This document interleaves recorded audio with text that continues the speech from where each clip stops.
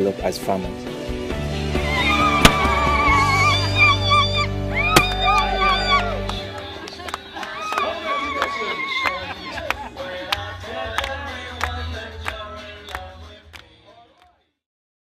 The management and staff of Uganda Coffee Development Authority (UCDA), in partnership with the Uganda Coffee Federation (UCF), wish the entire coffee fraternity a happy Uganda Coffee Day, which will be celebrated on October 7th in Mbale City under the theme "A Celebration of Arabic and the Mount Elgon Coffees." This year, as UCDA celebrates 30 years of existence, we pledge to continue empowering Ugandans through transforming the coffee subsector. UCDA is committed to fulfilling its mandate to promote and to oversee the coffee industry by developing research, controlling quality, and improving the marketing of coffee. Last year, coffee exports broke a 30-year record. Coffee exports for financial year 2020-2021 mounted to 6.1 million bags worth of $559.26 million, compared to 5.1 million bags valued at $496.28 million the previous year. Furthermore, in August 2021, Uganda exported 700,990 60-kilogram bags of coffee valued at $75.09 million.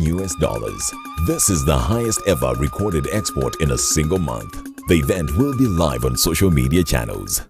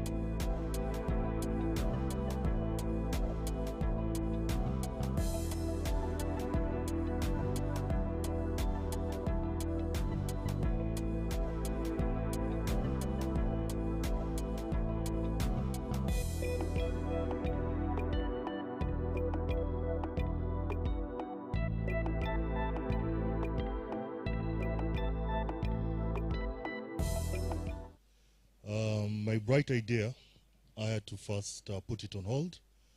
We do apologize for the delay, but I can officially confirm that our guest of honor is seconds away. So there's going to be a side event there that will inevitably lead her as she's ushered to the VIP area, and then we can fully start our program today in celebration of Arabica and the Mount Elgon coffees. In the event you have not been able to sign, Lillian, could you stand up and put your hand up? If Lillian has not captured your name, please kindly move towards her or let her come to you. We would like to have that on record that you joined us on this very day, this very amazing day, to celebrate some of the best coffees that we have to offer as a country. DJ, you can continue to entertain us as we finish with the side event here, and then the program can fully start.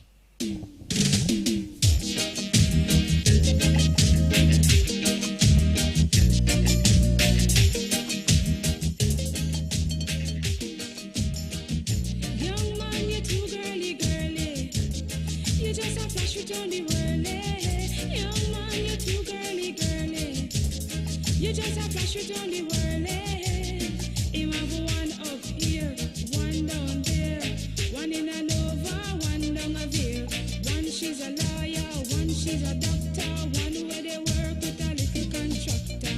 One down a East, one down a West, him have one.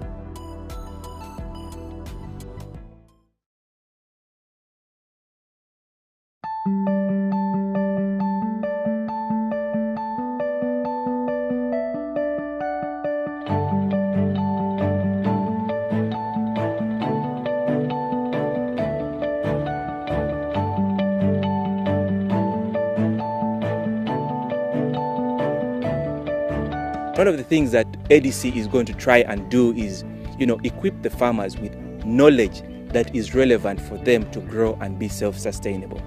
First, we want to, help them strengthen their organizational capacity in terms of the structures, which is related to governance and leadership. Then two, marketing. And not because there are no markets, but because the farmers really lack the relevant information and the relevant tools to access these markets. Then the third sub-theme about the program that we are doing is financial literacy. One of the big challenges that farmers face is one, for example, they get money from banks or financial institutions. At the end of the day, what do? They fail or they default. What happens to them? They don't grow. I'm learning a lot here because this training is a guide a leader to be a good leader. The important one is getting knowledge and skill, so that when we go back, we put that skill or knowledge we get from here in work. We want to make sure that at the end of our program, the farmer groups that we work with, the farmers that we work with, can sustain themselves. Groups normally build better relationships with banks as opposed to the individuals.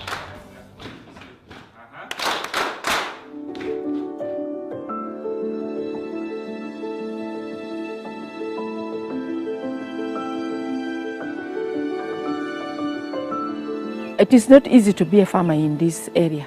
People just go for an horse, and the labor is very costly. We were a total poverty people. There was nothing in our hand, no goats, no chickens. We go for food in other people's garden. And our children was not even going for schooling. The life was very difficult. There was no any development or groups farming in this area at all. But now we have come as a group. There is a total change of life. I became a group leader in 2014. Then I start mobilizing. We are lobbying for the individual farmers to come and join the what? Join the group. I'm now feeling that I'm now a successful farmer because of what is in my garden. I'm even proud that I've already left the grass house. I'm now in a good house. I'm proud now. I can make my own decision now.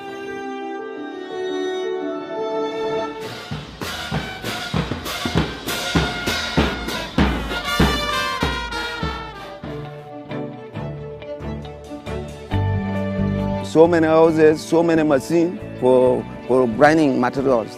As a farmer, you should come a group or a cooperative so that we get a better price. That is what I learned from there. So I would say our end game in all this per annum or over the 3 years is to make sure that the farmer groups that we are working with are bankable, because again, the reason why ADC started or formed is to make sure that farmers have access to finance, which is very core for their activities. My advice to them is please form these groups, because that's the way we shall grow and develop as farmers.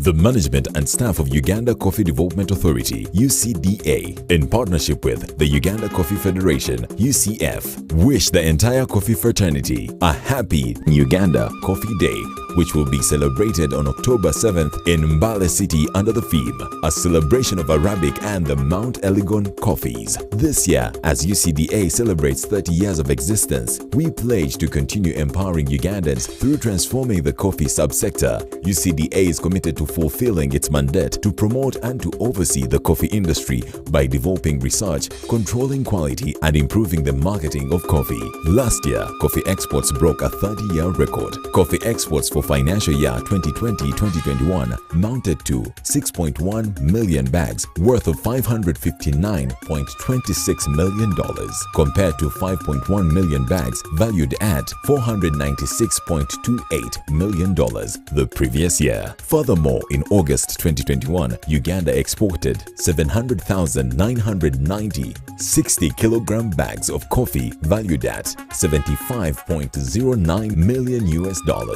This is the highest ever recorded export in a single month. The event will be live on social media channels.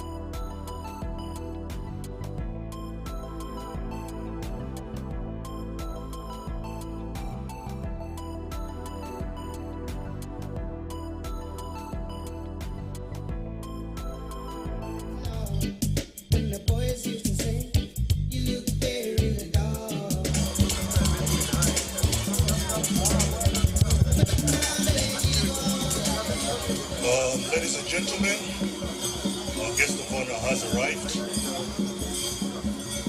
The Honorable Minister, State Minister for the State of Fisheries, Honorable Helen Adoa, has arrived. Could I request that we stand up and welcome our guest of honor, please?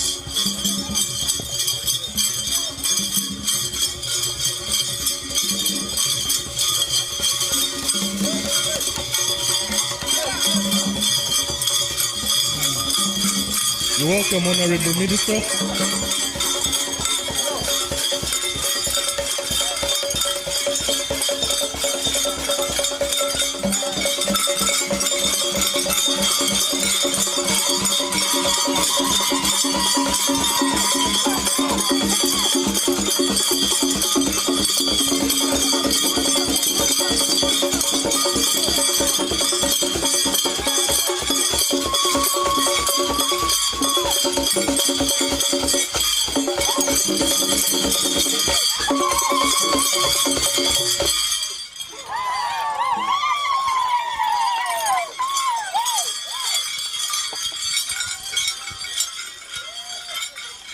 Thank you very much. So before anyone takes a seat, we'd like to respect the national anthem, and I will request the DJ to commence with that. Then we shall go into prayer for the Lord that we serve to bless this wonderful function here today.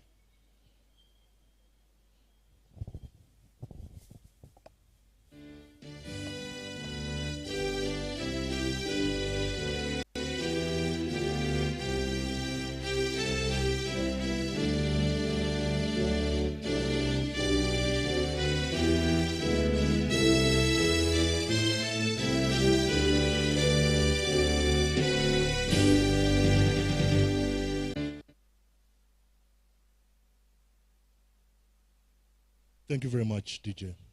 Now I would like to invite Lillian from the Uganda Coffee Federation to come and lead us in a word of prayer. Lillian?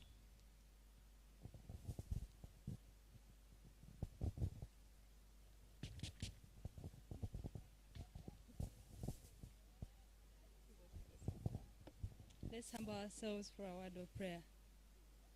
Our Father,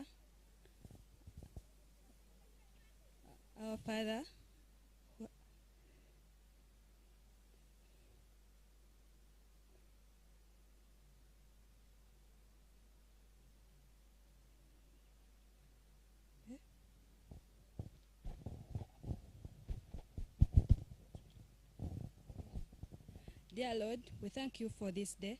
We thank you for the journey masses. We thank you for leading us all the way from the districts we've come from to come here and celebrate coffee together with the people of Mbali. Hopefully, we thank you for the weather that you've given us. We pray that you keep on blessing us, the people in the coffee industry. You give us journey mercies as we go back. Thank you. Amen. Thank you very much, Lillian. Could I request everybody to take their seats? Honorable Minister, you're very welcome to this year's edition of the Uganda Coffee Day. Our dear colleagues, friends, and family from the coffee industry, you're all welcome from the different parts of the country. My name is Samson Emong, and I'll be your Master of Ceremony or Director of Programs, which is the fancy way of putting it nowadays, throughout today's program. First and foremost, like I stated before, today we're celebrating Arabica and the Mount Elgon coffees at the home of the Mountain Harvest. We'd like to thank Kenneth Barije for having invited us here to an amazing facility. Personally, I've not been here before and I've been blown away, but we'll go into that later on as we congratulate him on the great work done. Just a few things to get out of the way, as stated before.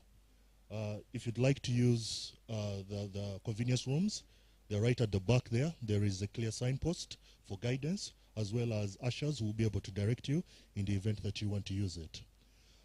Then secondly, I would like to welcome our colleagues online on the YouTube link.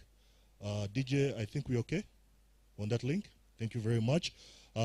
Because of the the COVID situation we have gone through as a country and how we have been managed to overcome it, and even with indications of a third wave, but we are all looking after each other. We are going through this process of a hybrid where we have a virtual and physical meeting. So those of you who are here with us here today, you are the chosen few, and thank you very much for honoring the invitation from the Uganda Coffee Federation. For those who are online, we thank you for taking the time to join us on a busy day, the Coffee family, because we have to celebrate it. The Coffee Day, from the time it was created back in the day, or for many years ago, was precisely to celebrate some of the good things that we have to be proud of for the coffee industry. And we have come a very, very long way. To 6.1 million bags from the days of 1.5 to 2 million bags, a lot of effort has gone in for many of you who are here today, for many of you who have contributed over the years in your different capacities in small brick. I always tell my friends that in the coffee industry, we lay bricks, we lay a foundation, and you might not see the results immediately, but the long term is felt eventually. And we're on the journey to achieve the 20 million bags that were set by the President of the Republic of Uganda, His Excellency Yoweri Kaguta Museveni. And I think we have done an amazing job. On that note, I also like to congratulate UCDA on 30 years of existence. I've already seen a copy of that book. It's an amazing print that's going to come out. I look forward to reading it. I think it's going to have some amazing stories of how the coffee sector has transformed from the time UCDA came into existence.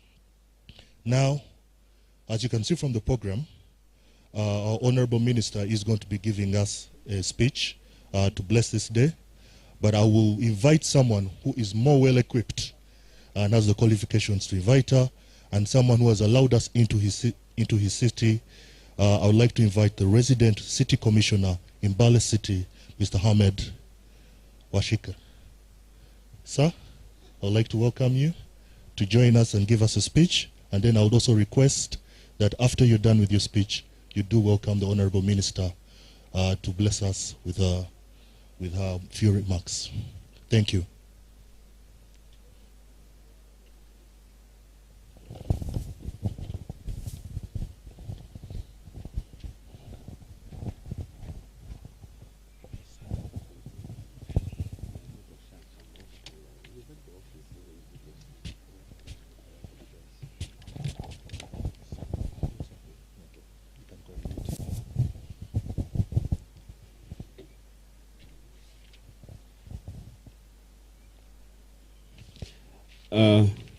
The Honorable Minister,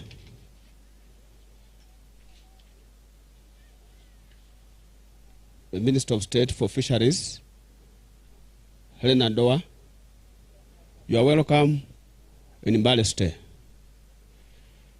By names, I'm called Robert Webale, the Deputy RCC of Mbale State. Honorable Doa, the Bible says, love your neighbor as you love yourself. Honorable Doa is our own daughter, just here in Tel Sub-region, and Bugisu and Tesda 1. And therefore, you are at home. I want to thank the Mountain of Harvest, who have welcomed all of us here. Today is a coffee day, and I want to take this opportunity to recognize all the partners who have been working together to ensure that we have, as we are aware, that Elgon is a cornerstone of coffee in this country. And that's why we have what we call the Bugis Cooperative Union. But some people may not know what to call Elgon.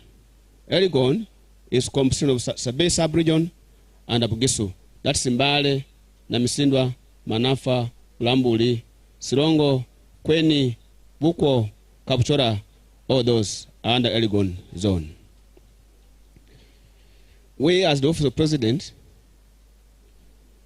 our commitment with the President is to ensure that farmers, like when we look at the manifesto of 2021-2026, His Excellency the President and the government, our commitment with the community government ensure that people are out of poverty from the household income.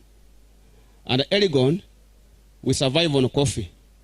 So I want to thank all the partners of coffee who are here, both our parents who are here, that the government is committed to support you to ensure that your coffee, you get quality coffee and you're able to pay fees for your children and other needs.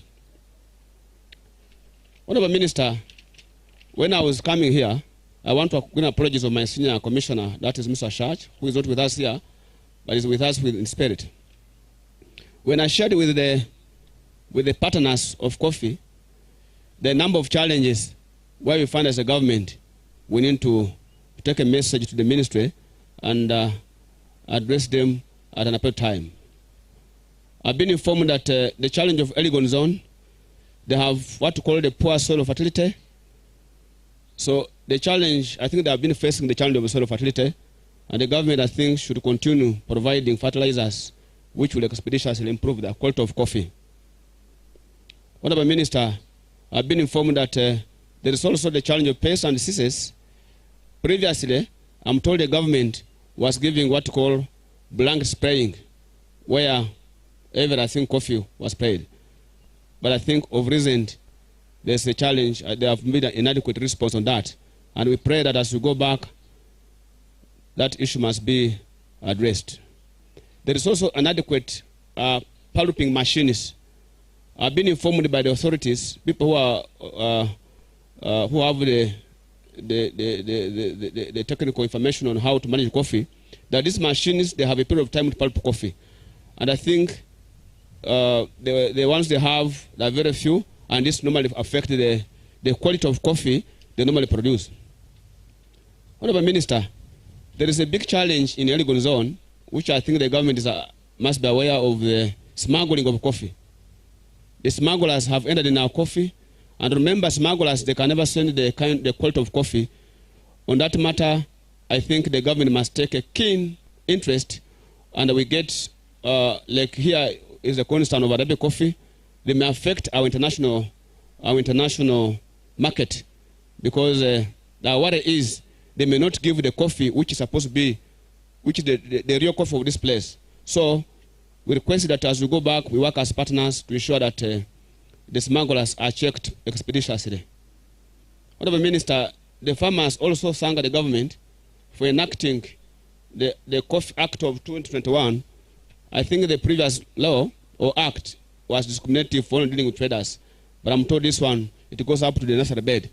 And we must thank the government for that, particularly His Excellency the President, for having been able to sign that. Honorable Minister, we have here different partners of coffee. We have the ABI. Where are the ABI?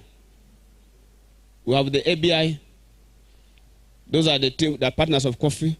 Honorable Minister, we have the board of directors, former board of directors of coffee. I don't know whether here or UCD.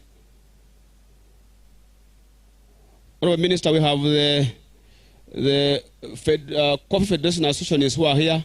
Members are here. Are we here? The Federal Association of Coffee. So, Honorable Minister, for us as security, as the vice chairperson of security in Mbale City, I want to give my people here the guarantee that the NRM government is committed to protect you with your property. Our offices are open. In case of anything, come for guidance. Like our principal executive has said, we shall always be 24 hours. We shall offer you whatever you need as a government. Also, I want to thank the minister on my behalf and on behalf of Mbale City. We are privileged to host you. I know this is the first. I know this must have been one of the, because this is the countries, all the stakeholders of this day, they are here, and we want to thank you for honoring our invitation to come and be part of us here. And as Mbale City, we are proud of you, since you are our daughter from State Sub-Region.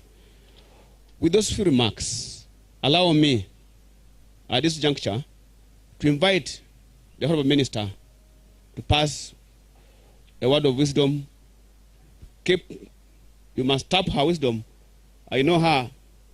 She's one of the well-polished leaders of eastern part of the country. We thank you. We thank you. May the God of Abraham bless you as you put your words before our people.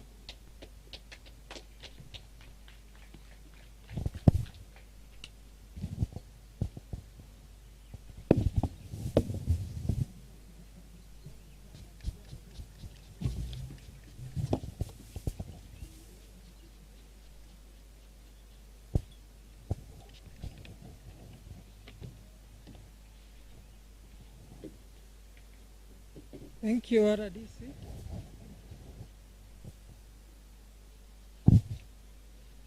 Our invited guests, Coffee family,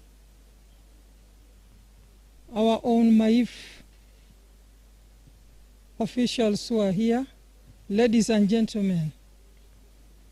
For some of you who may not know me, because the media has always mistaken my name to be Ondoa, I am called Helen Adoa, A-D-O-A.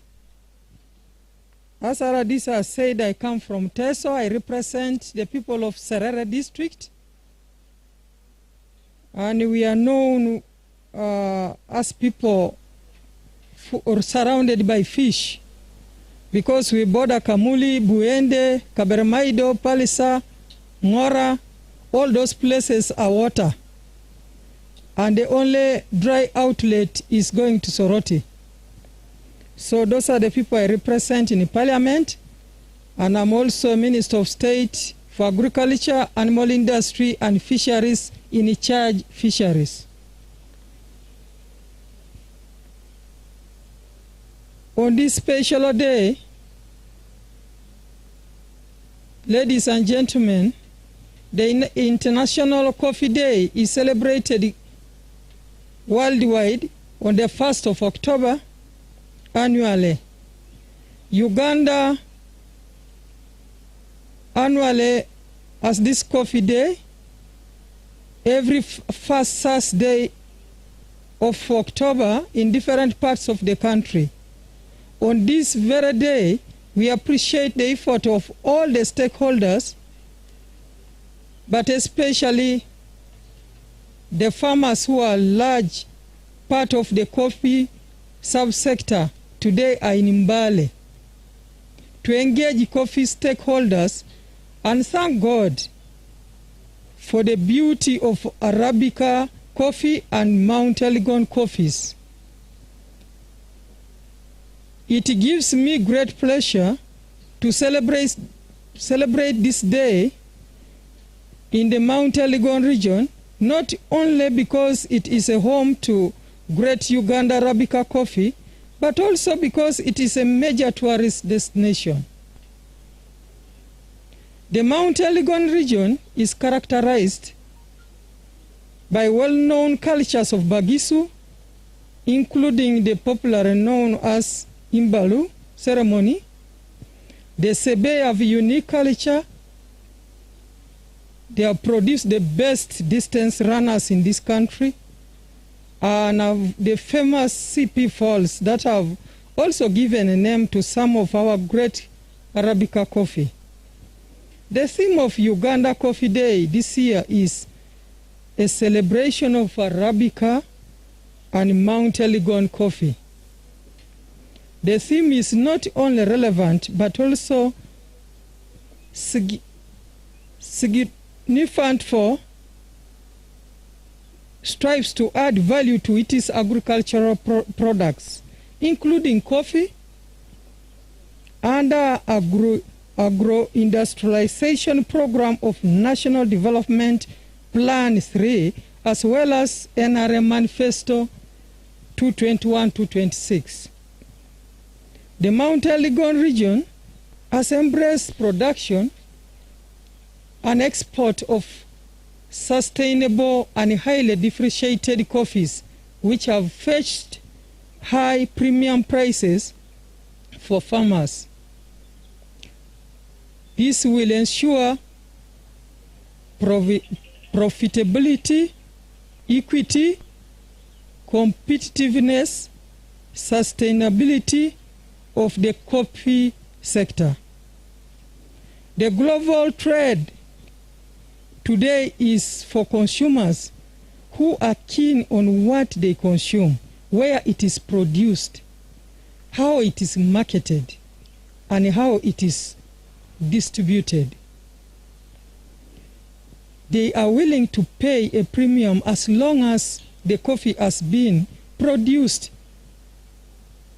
in a sustainable way, closely following the three dimensions of social, economic, and environmental, and therefore getting it audited and certified Arabica coffee from Mount Elgon satisfies these requirements.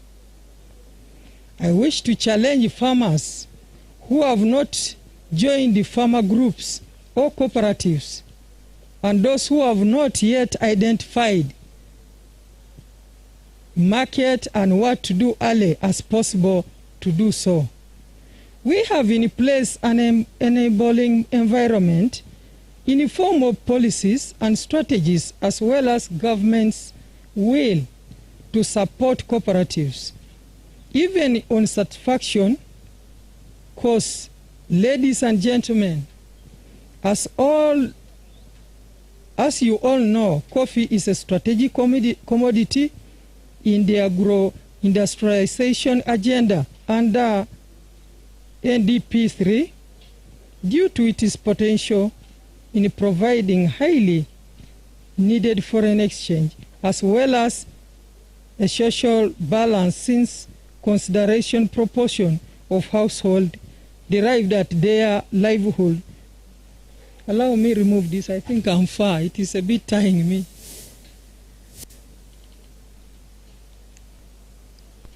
Since it is considered to be a proportion for the household derive their livelihood from coffee, especially here at Mount Elgon and Sebei region. With a new coffee law in place, government is committed to transform the coffee sector. On 31st August 2021, the President of the Republic of Uganda asserted to the National Coffee Act number 1721, which provides for UCD to promote, oversee, and regulate all on-farm and off-farm activities along coffee value chain, including promoting and supporting value addition. This will be done by, among others, promoting and supporting primary processing of coffee at coffee farms, bulking and marketing of coffee at coffee farms or through farmers associations, roasting and packaging of coffee, building the capacity of coffee brewers and roasters, and facilitating increased export of value-added coffee products.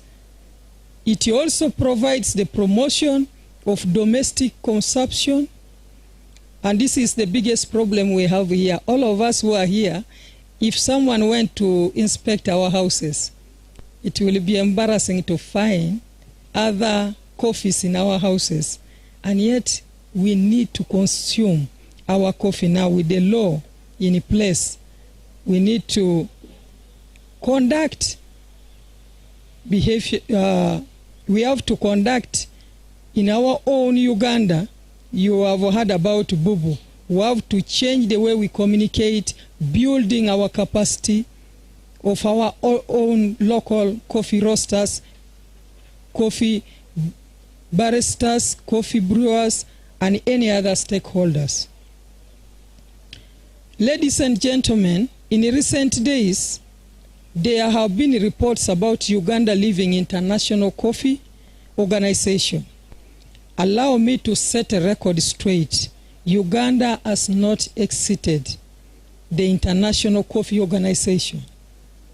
Rather, the Uganda government is renegotiating terms of International Coffee Agreement 2007. Let me also reassure all our stakeholders that coffee trade will not be affected by this in any way. It is important to note that Uganda is the 7th largest coffee producer globally, and is well sought after due to its quality. The coffee that we have is very special and quality, and Uganda was ranked 3rd best globally, internationally.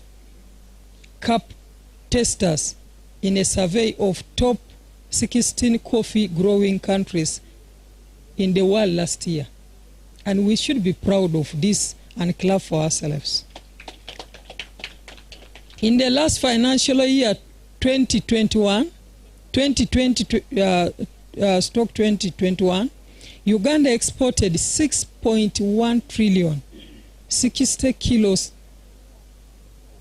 of bags worth US dollars 559 million, contributing to 11% of total commodity export, down from 13% the previous year, on account of lower global prices due to COVID-19. Government calls on all coffee stakeholders to ensure that the great strides we have made leads to even greater accomplishments in the coffee industry, including meeting the target of producing 20 million 60 kilogram bags of coffee by the year 2025, and increasing the proportion of sustainable, especially certified coffees, to the total of export grades mix.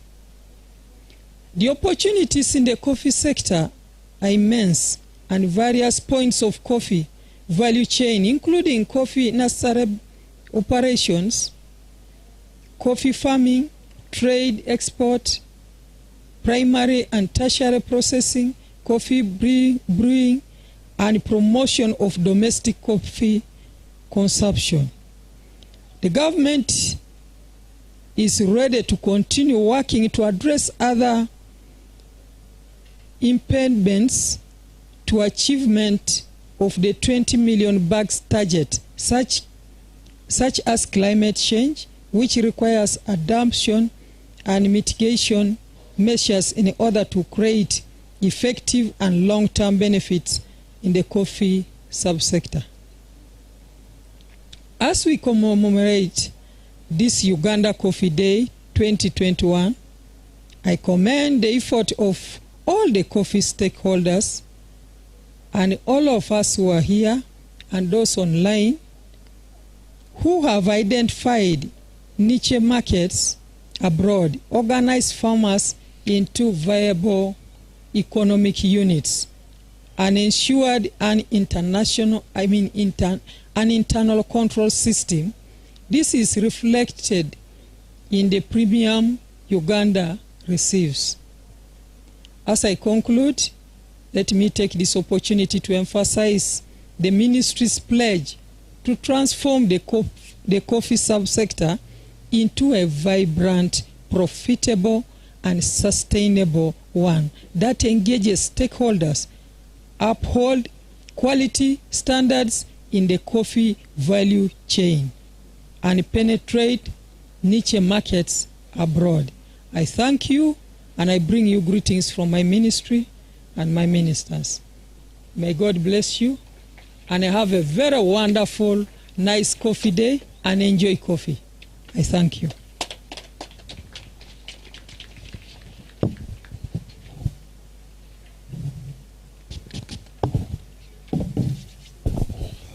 Could you join me once again in a round of applause for the Honorable Minister for her words of wisdom and guidance.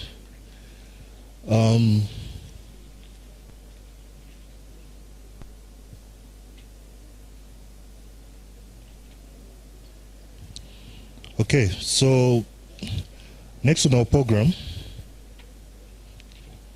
just give me 1 second.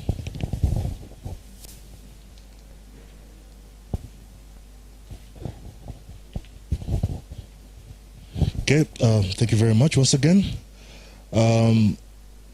I would like, our next speech is going to come from the gentleman who has graciously hosted us here today, and I think it would be very important that the Honorable Minister listens for the investment that Mount Harvest has done in the Elgon region and the work they have done generally and holistically towards the coffee sector. So allow me welcome Mr. Kenneth Barije, the Managing Director of Mount Harvest.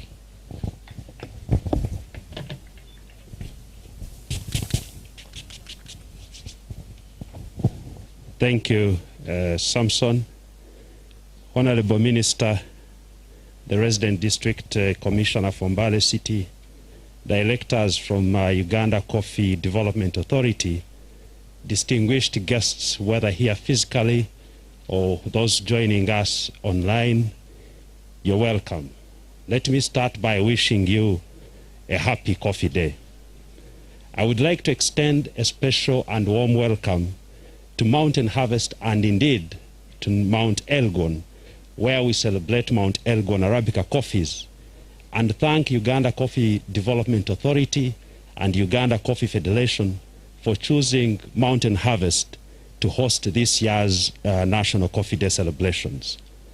The National Coffee Day, which is Uganda's celebration of the International Coffee Day, creates an opportunity for all of us as actors in the coffee value chain to showcase the actions we take each day to put great coffees on tables of coffee lovers all over the world.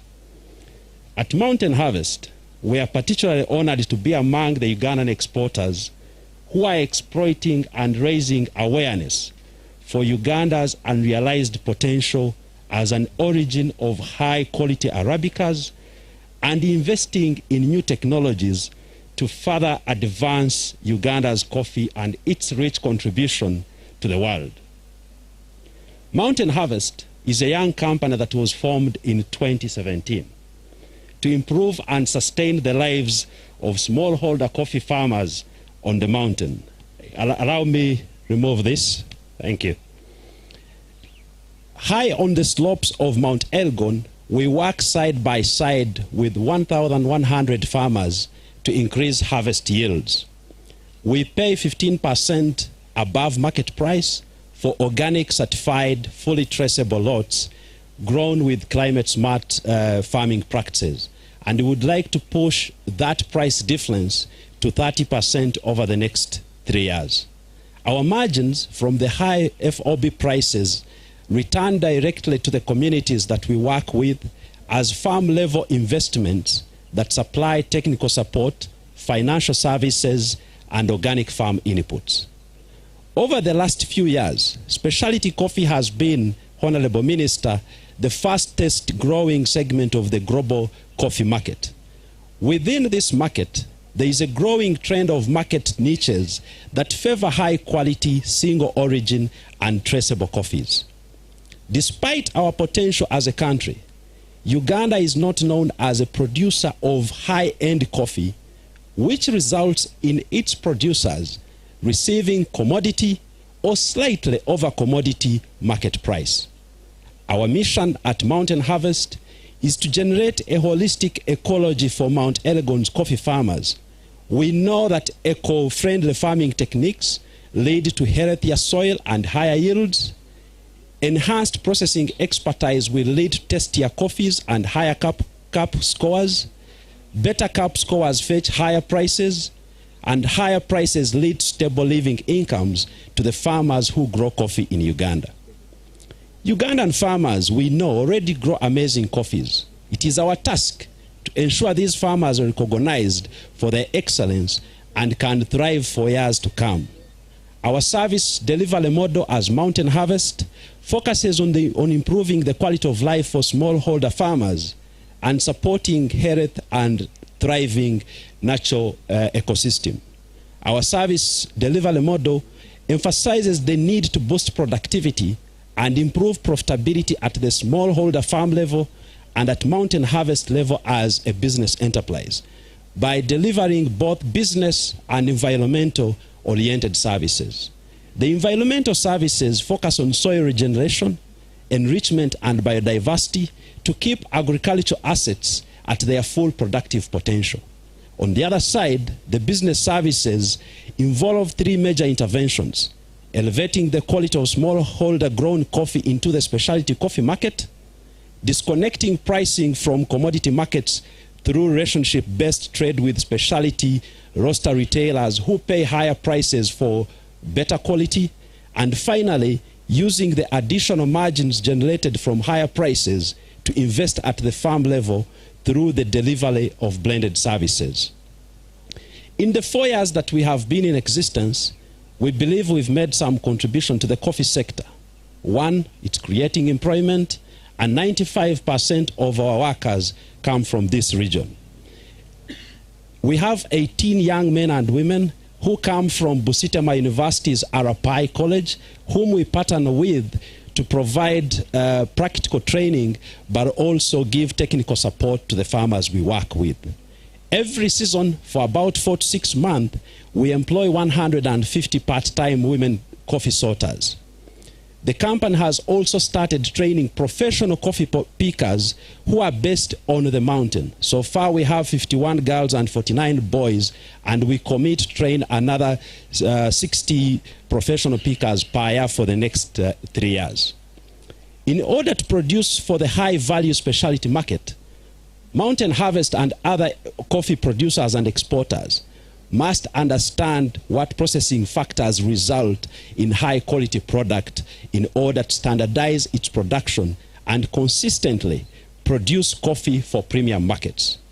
That is why we have partnered with Chambogo University and the Colombian University to conduct coffee processing trials and develop Ugandan-specific processing protocols that have enabled us to standardize the production of high-quality coffees, and as a result, all the coffees in our supply chain score 84 points and above. We have also doubled the export price compared to the market price, and our field extension team is training 1,100 farmers.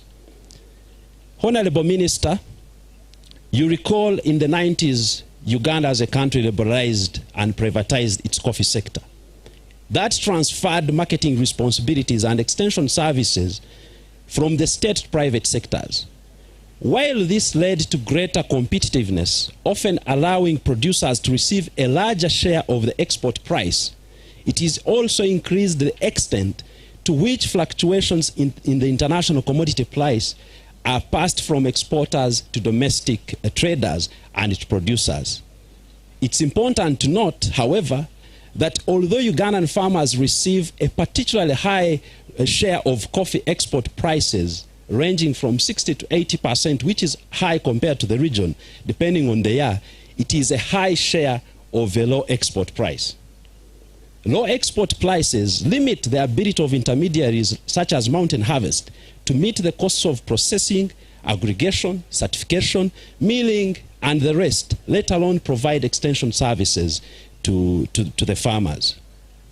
It is our request, Honorable Minister, and the board, the staff of Uganda Coffee Development Authority, that you continue to provide technical and financial support to intermediaries like us to address the many barriers stopping Uganda from competing in the specialty sector. The key barriers on the mountain, if I may ask two things from the government, it is about selling of unripe coffee. We would like to request specifically, now that we have the new law that empowers UCDA to regulate what happens at the farm level, the government to intervene and stop selling and trading in unripe coffee. That is number one. The second, we have neighbors who come from Kenya who buy chili on the mountain. They distort the market, put prices too high for our export prices, and they take everything because in Kenya, as a country, they are achieving a higher price from their coffee. If, as a government, you do those two things, we will pay better prices because we will be exporting high-quality coffee. And as you know, high-quality coffee, which will fetch a higher price, will allow the government to get more taxes instead of losing money in either poorly processed coffee or coffee that has crossed the border unregulated. As I conclude, Honorable Minister and distinguished guests, we believe the investment in developing processing protocols, the brand value developed with each quality improvement for Uganda's coffee, the additional dollars per kilograms achieved as a result of improved quality and demonstration of our ability to produce good quality consistently will all contribute to increased brand value for Uganda's coffee, higher export prices for exporters, more money in taxes to the government, and higher farm gate prices to the farmers. Once again, ladies and gentlemen, it is a privilege to host this year's Uganda Coffee Day, and I hope you will all have a good cup of Mount Elgon Arabica coffee and discover how amazing the world looks from a cup of coffee. For God and my country.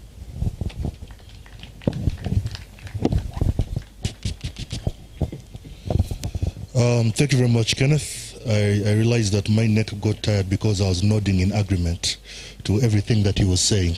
Thank you very much, and Honorable Minister, I hope those words from Kenneth as a private sector player are some that can be reflected on by the government. Honorable Minister, in light of your busy schedule, first and foremost, thank you very much for gracing this today's Coffee Day and sharing with us some words of wisdom. I would like to request at this juncture to be led by the Director of Development Services, Mr. Apollo Kamgisha, next to you, to that wonderful coffee serving table so that we could enjoy and show some of the coffee that we truly love to drink here. And then as you move out, they will guide you accordingly on any other eventualities in front there. So thank you once again. I'd like us to stand and thank the Minister for having been able to grace today's occasion for us, and with a round of applause. Please could I request everyone to stand up? Thank you, Honorable Minister. Mr. Apollo, you could lead the Honorable Minister towards. DJ, could you give us a bit of music as we let's call this a coffee break. Please, let's interact. One of the most ignored questions is asking someone how they are doing during this pandemic. So please ask your neighbor, how are you doing? And I'm very serious, by the way. Please ask them.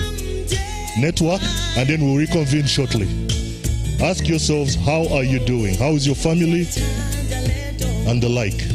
Thank you very much.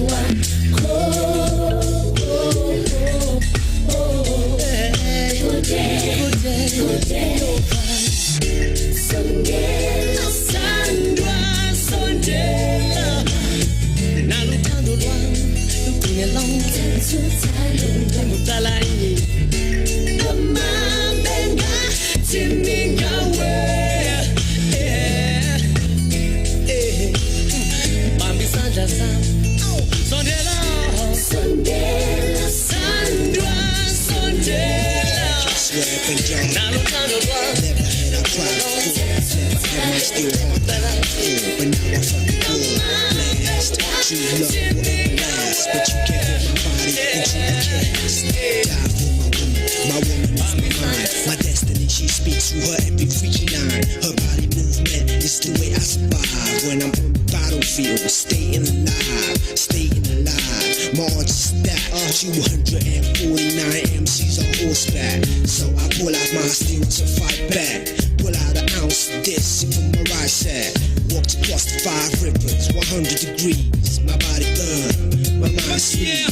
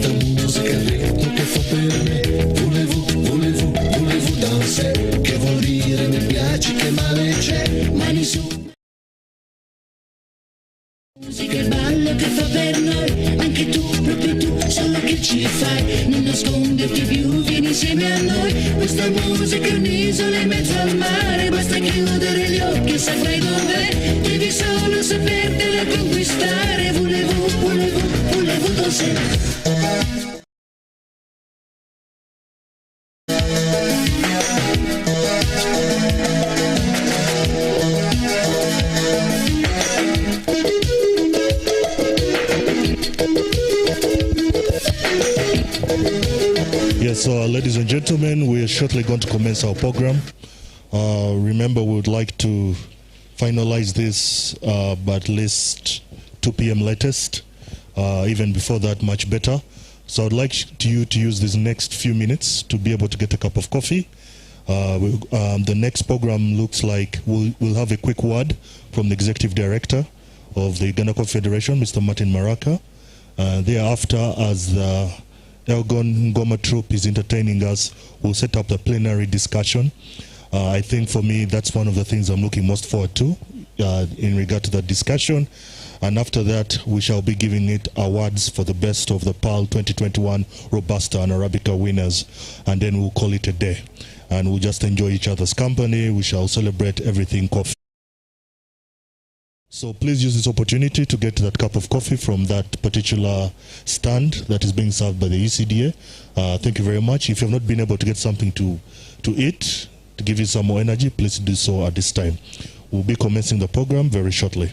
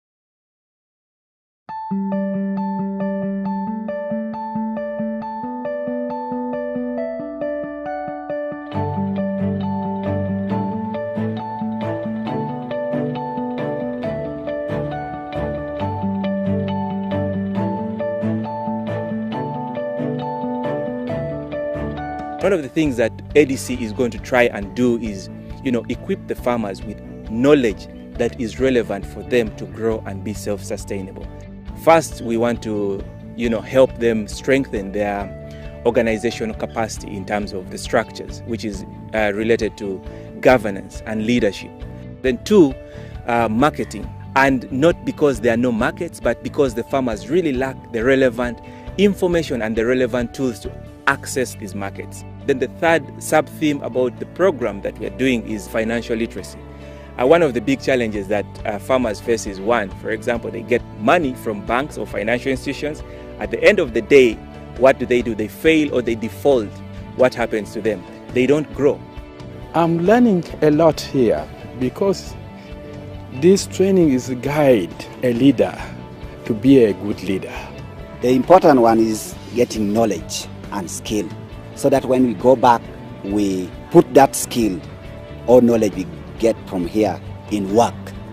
We want to make sure that at the end of our program, the farmer groups that we work with, the farmers that we work with, can sustain themselves. Groups normally build better relationships with banks as opposed to the individuals.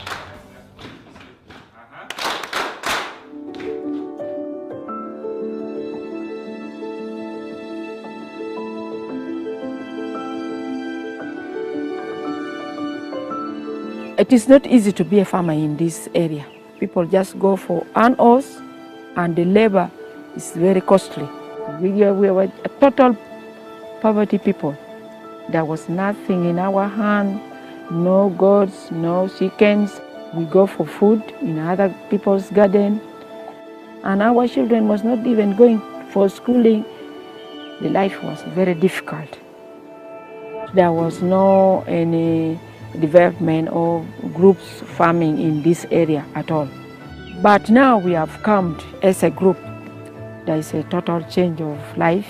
I became a group leader in 2014. Then I start mobilizing. We are lobbying for the individual farmers to come and join the what? Join the group. I'm now feeling that I'm now a successful farmer because of what is in my garden. I'm even proud that I've already left the grass house. I'm now in a good house. I'm proud now. I can make my own decision now.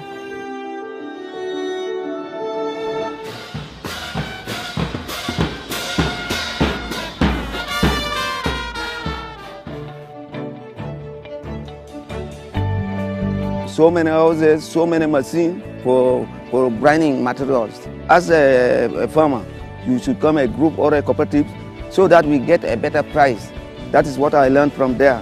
So I would say our end game in all this per annum or over the 3 years is to make sure that the farmer groups that we are working with are bankable, because again, the reason why ADC started or formed is to make sure that farmers have access to finance, which is very core for their activities. My advice to them is please form these groups, because that's the way we shall grow and develop as farmers.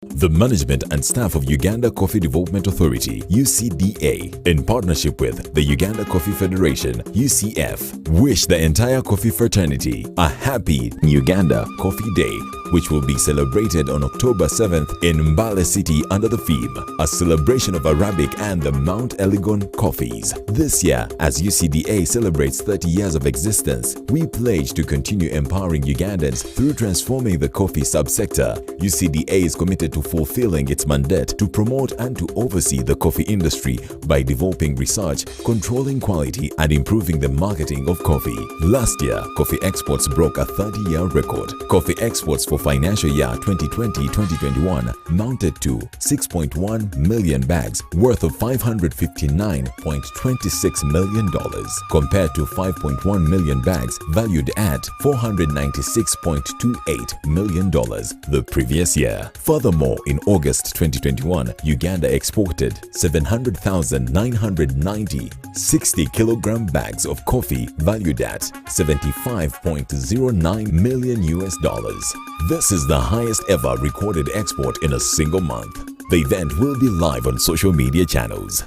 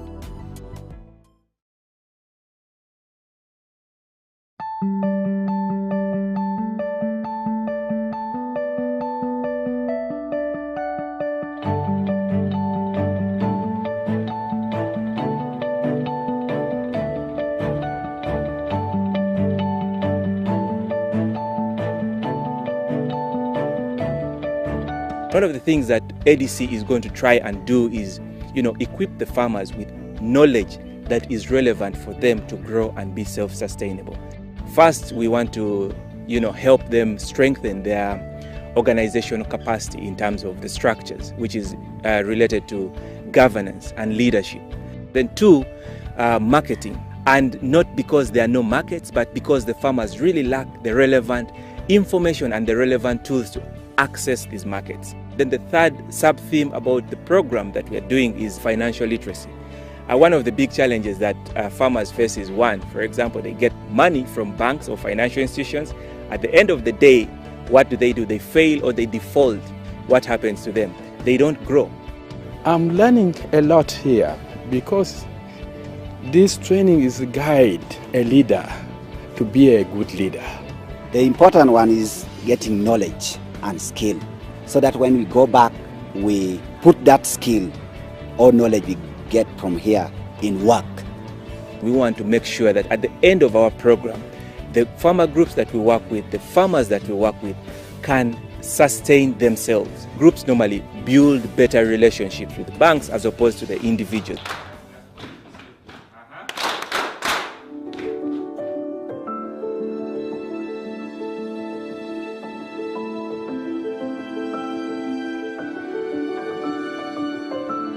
It is not easy to be a farmer in this area. People just go for an horse and the labor is very costly. We were a total poverty people. There was nothing in our hand, no goats, no chickens. We go for food in other people's garden. And our children was not even going for schooling. The life was very difficult. There was no any development or groups farming in this area at all. But now we have come as a group. There is a total change of life. I became a group leader in 2014. Then I start mobilizing. We are lobbying for the individual farmers to come and join the what? Join the group. I'm now feeling that I'm now a successful farmer because of what is in my garden. I'm even proud that I've already left the grass house. I'm now in a good house. I'm proud now. I can make my own decision now.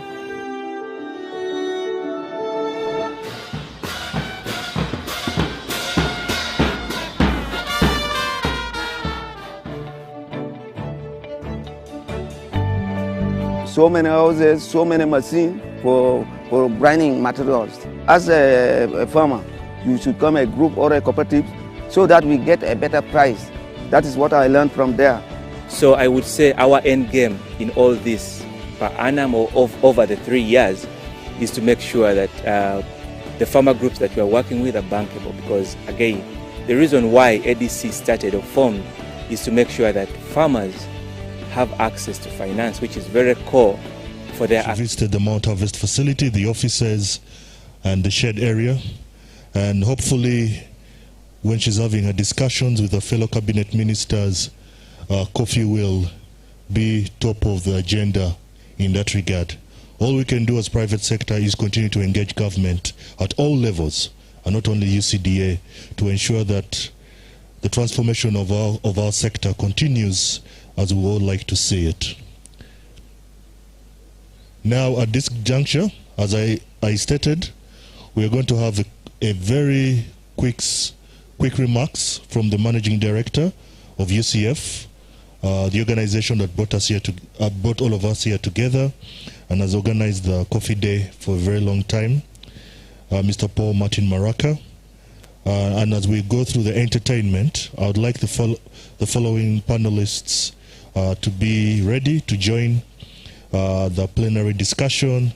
That would be Mr. Apollo Kamgisha, hopefully Mr. Nathan Mabonga from the Bugishu Coffee Cooperative Union is around. Josephine from ADC. That one shocked me a bit, but okay. We'll move ahead and have that conversation a little later on. Sylvia Achebet from Quen. I would love to see Sylvia. Oh, you're the one. Thank you very much for your contributions to the platform meetings. Thank you very much. Good to see you. Then, of course, Mr. David Katunji, who's the Director of Strategy and Business Development, UCDA. And then Rogers Wasabi. Is he around? Okay, good to have you, sir. Thank you very much for joining us today. So those distinguished guests will be joining us for a plenary session. Now, without wasting any more time, let me invite Mr. Paul Martin Maraka to give us his remarks, and then we go into that session. The Elgon Ngoma Troop, as soon as Mr. Maraka is done, please come and entertain us as we set up, and everything should be done in a few minutes and we commence. Thank you once again.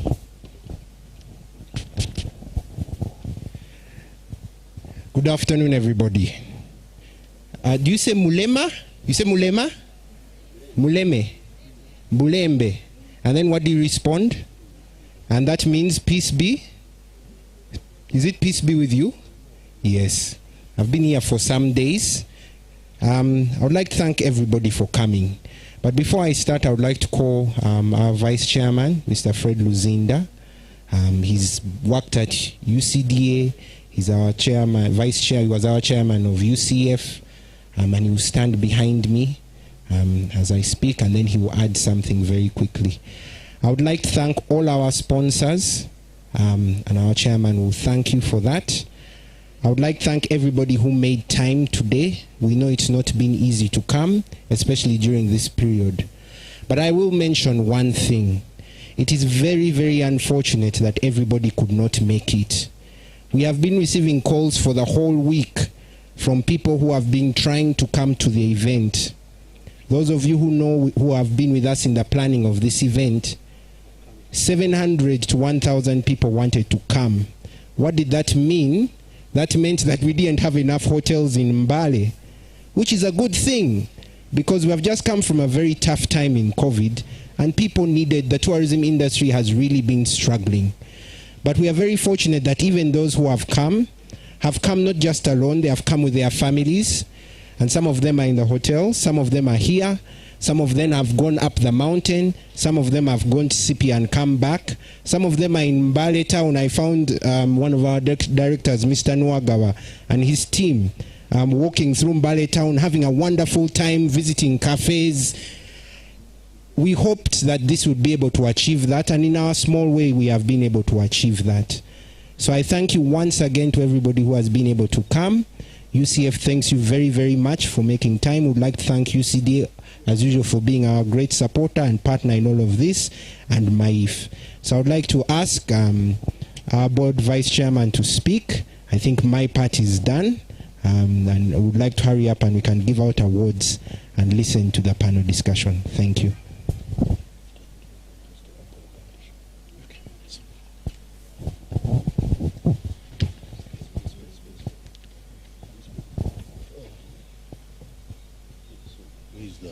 Have they stolen it?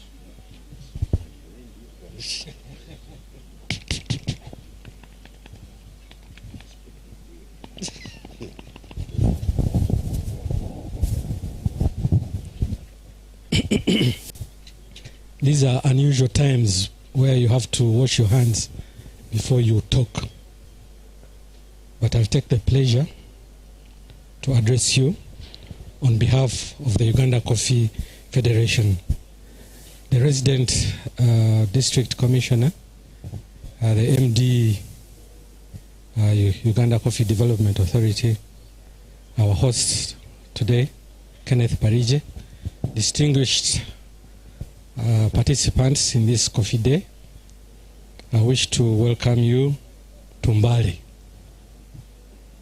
Last year, we were far off in Kabohe, in Bushenyi, and next year probably we shall be somewhere else far off from Mbale. I'll greet you and bring with a lot of blessings from Masaka, where I reside. Mulembe abamasaba mulibulayi, you are not responding. Mulibulayi, Mwajinyara. Great. I bring apologies for our president, OHT Wagwansibirwa, who is in Moshi for official duty. He would have loved to be here, but nevertheless, he asked me to represent him like we usually do. The chair is never empty. The celebrations of the International Coffee Day, as you all know, we celebrate the men and women who are behind coffee. Not only producers, not only exporters, not only farmers, not only processors, but everyone who puts a hand on that bin of coffee that we eventually drink. This year we celebrate with a lot of happiness, largely because where we were, or where we had gotten stuck with the 3 million bags as a story, has now changed. And I would believe that all of you who are here have had a part to play as we target and move forward. Yes, at some time it was worrying because the effort that was being put in was not showing results. But here we are today, smiling a little and having more hope that the 20 million bags mark has started being crystallized. And I think we have to put a big hand to all of us who have contributed to that transformation.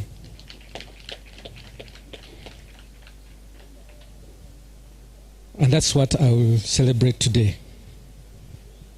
However, we have the men and women who run this federation, who are part of it, who have come today. And specifically, I want them to be recognized.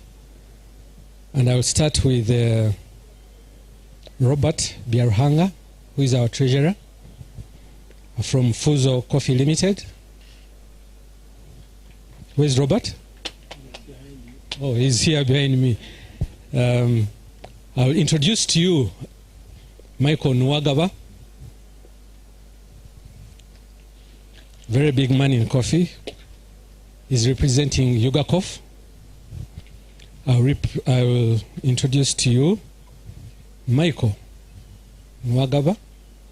He was our host, John Nwagaba. Unfortunately, I wrote the names following each other. I beg your pardon. John is a very big man in coffee, in Robusta, and he hosted us last year. And I want to thank you, John, specifically for realizing that dream, because all of us have a dream to be like you. You are our big brother. So thank you for last year, and thank you for gracing this occasion. You would have said, mine ended, I will not go to Mbale. Thank you for being there, and thank you for supporting the Federation. I want to introduce to you yours faithfully, Fred Luzinda Mukasa from Masaka, who is the Vice Chair of the Federation, and today standing in for the President. Before I end my speech, because it's not a day for us, it's the day for you, and for us to hear more of what you have brought for us, I want to thank the sponsors who have made this day realizable. They always support, they always keep something in their kitty for this International Coffee Day that is celebrated every year. I will start in no particular order, but first, Mountain Harvest Coffee, who has given us this beautiful place, very spacious, and I don't think any Minister of Health official can stop us because it's spacious enough to meet the requirements for the soaps. I want to thank Abitrust, UCDA, Fair Trade, Great Lakes, Uganda Coffee, Ibero, and Guarana. But this occasion would not have been possible if you, as the individuals, didn't make it to Mbale, because I know not all of you stay here. So I want to thank you most especially that you managed to spare some time and funds to bring you to Mbale. May God bless our country. May God bless our coffee industry. May we live to see the 20 million bags. I thank you. I'll take the opportunity now to invite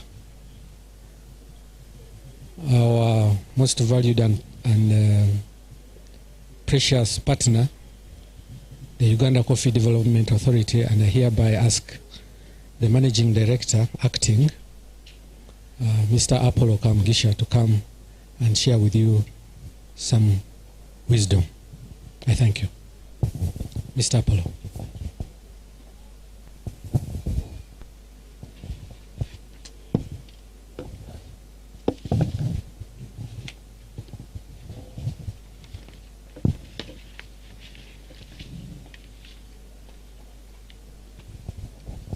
Thank you very much.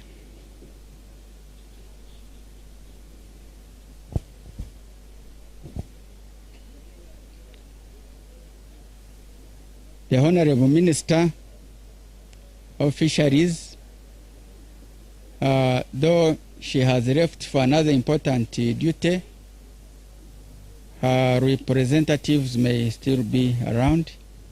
The resident district, the city commissioner, who is still with us. The district leaders of Mbale City and the neighboring districts, distinguished guests, the coffee fraternity, all of you who are here, ladies and gentlemen.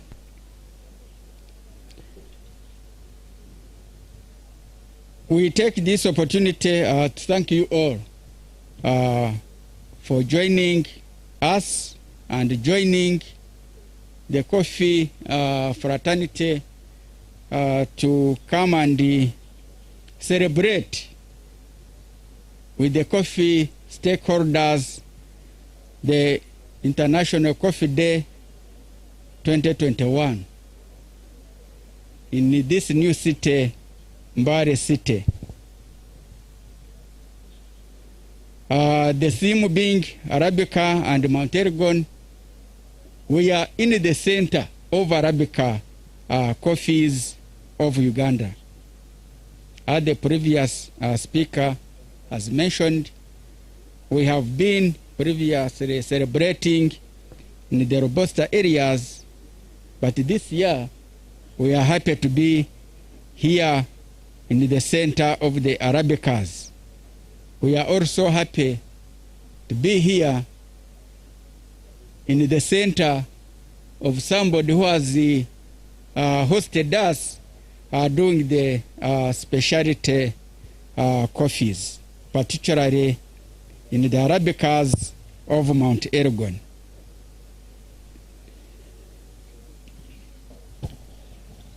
Arabica Coffee Elgon is the core of the Arabica coffees traded on the international market, and as you know, at that level they trade it as Bugisu coffees. It is very, very important that the Bugisu is already entrenched in the international coffee trade.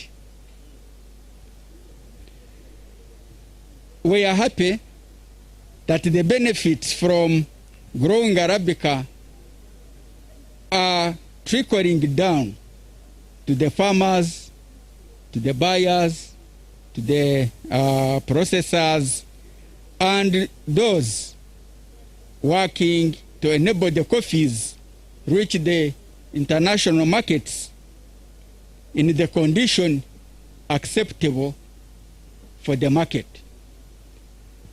We are happy also to note from the previous speech of Mount Elgon confirming the excellency of the Arabica coffees from this region, Elgon region, attaining 85 points on the specialty level is not a small achievement. We thank you very much, Mountain Harvest, for this achievement. And we hope you will strive to attain the 90 and even 100%. Why is 100 points there? So attain to reach 100 points. So 90, when you reach there, may not also be good enough. I can give you a story of somebody who was buying coffee from Chisoro, a roaster in California, Los Angeles. He had a farm, I think it was in Colombia, from a farmer growing similar coffees. But he was paying that farm $20 per kilo. Chisoro, he was paying 5. So the Chisoro people were also not very bad off. They were better than many Ugandans. But there is a farm in Colombia which was getting $20 per kilo of Arabica coffee. So you can see when you reach 90, 95, 98, that you are going into those $20.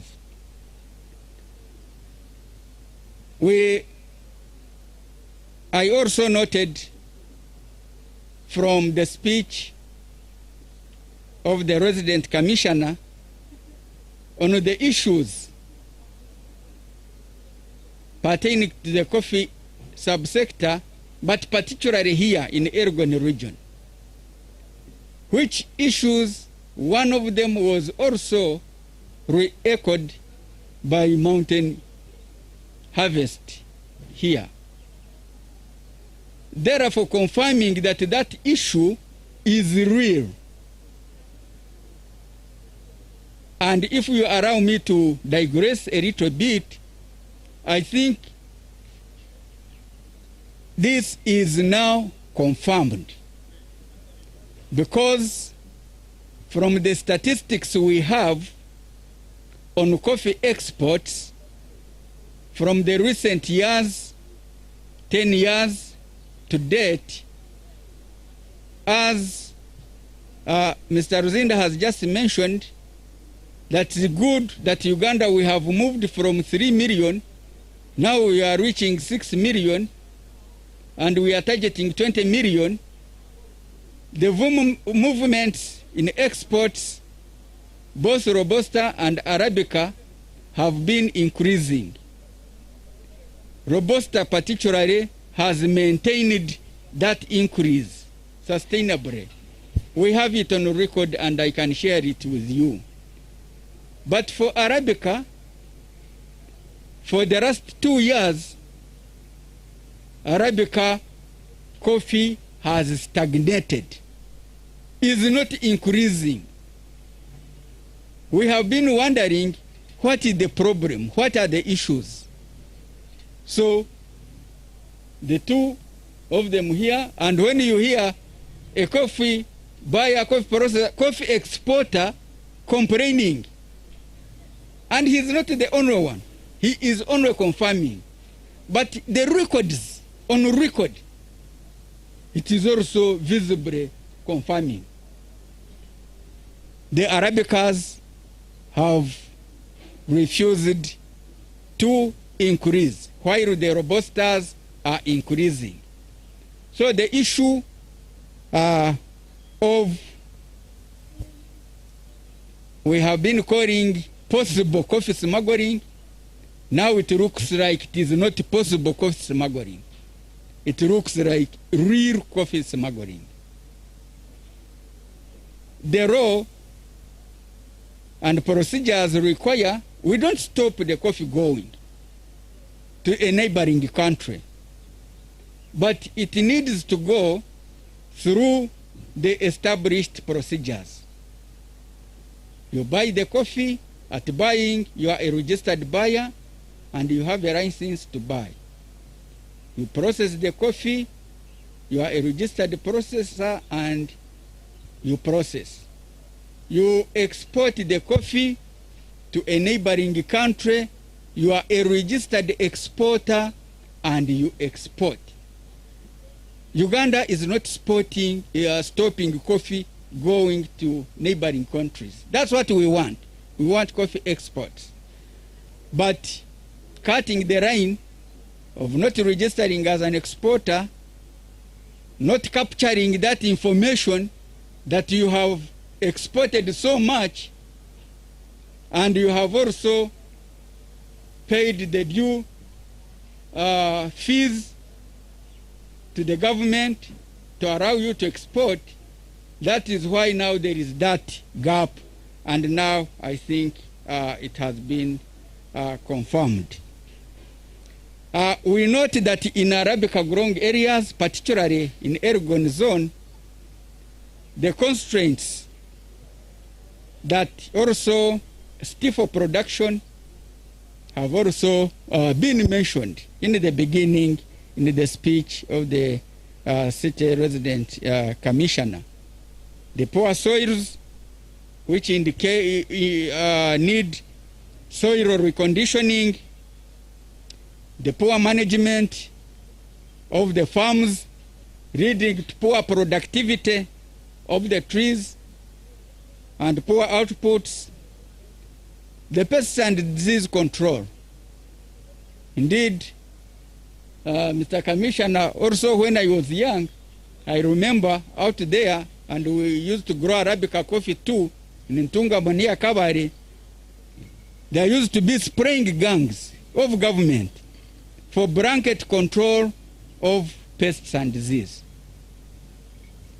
However, you note, the coffee subsector, you note that in 1991, when the coffee industry was liberalized and allowed everybody to enter into the coffee value chains and undertake what you can manage to undertake, the government more or less pulled out most of the support activities and it left it to the private sector. So for many years, the farmers have been on their own, the buyers on their own, roasters on their own, exporters on their own. However, and I'm happy, we are happy at the Coffee Authority and the Coffee Fraternity, I think we should be happy that of recent, the government had a rethink that possibly that policy of leaving everybody to do on their own may not be working. And since 2014, when His Excellency noted that the volumes were not increasing, he allowed for distribution of coffee planting material. He directed for planting 322 million coffee seedlings per year for 5 years. This planting has been going on until the September-November 2019, when it was halted a little bit as government was buying on credit, and there was accumulation of a big arrears debt. However, as UCDA, we managed to plan and budget for some limited quantities, and planting is continuing, but not at the same level as per the President's directive. However, by 2019, December, the subsector on record, we had distributed over 1.2 billion coffee seedlings. No wonder now we can see improvements in the volumes. So both Robusta and Arabica have been planting. The Robustas are now increasing. The coffee is coming in. So now, Resident Commissioner, we need your support and help, because this is the bulk of Arabica coffees. The Arabica coffees should also be increasing. So we need your support. We need the support of everybody here in the region and even in other regions, so that we maintain the quality of the coffee, because coffee is food. When food, you cook it, when the input you are cooking is not mature, that food will not like it. I can see we have some bogoya here. It has passed around. This bogoya, you can see it. I hope you have tested it. And I am sure many of you are saying, yes, this is good bogoya, this is ripe, this is nice. But I wish, Mountain Harvest, I wish you had also brought that very young, immature bogoya, and also serve it to the guests. I am sure they would be cursing you by now and saying we shall never come back to Mount Harvest. This is what is happening also for Uganda Coffee. In 2011, when the president visited outside the countries where coffee is consumed, who buy our coffees, they told him, Your Excellency, the coffee you are sending to us doesn't taste coffee. Your coffee you are sending to us tastes soil. He tried to convince them, yes, coffee is grown in the soil, so maybe it picks the soil from the... But it didn't add up. Your coffee has some issues of somewhere, sometime we will test something like toxins, the aflatoxins, the poor drying on soils.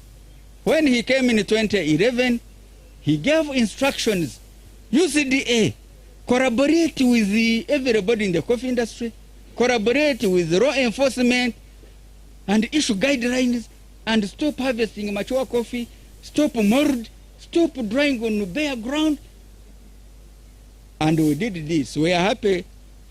The Inspector General of Police then issued a directive to all police stations.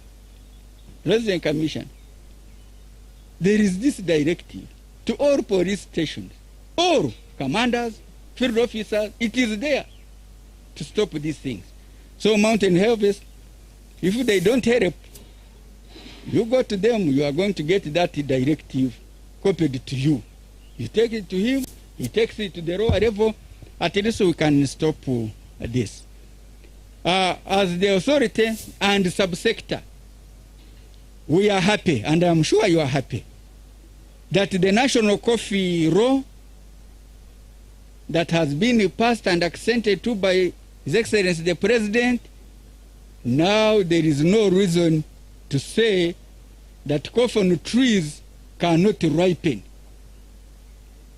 that farmers or buyers can harvest it when it is green. No, the time now is gone.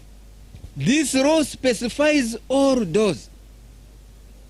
You can't, when you are found with immature coffee, green beans, green, it is an offense, and the penalty for it is well laid out in the act.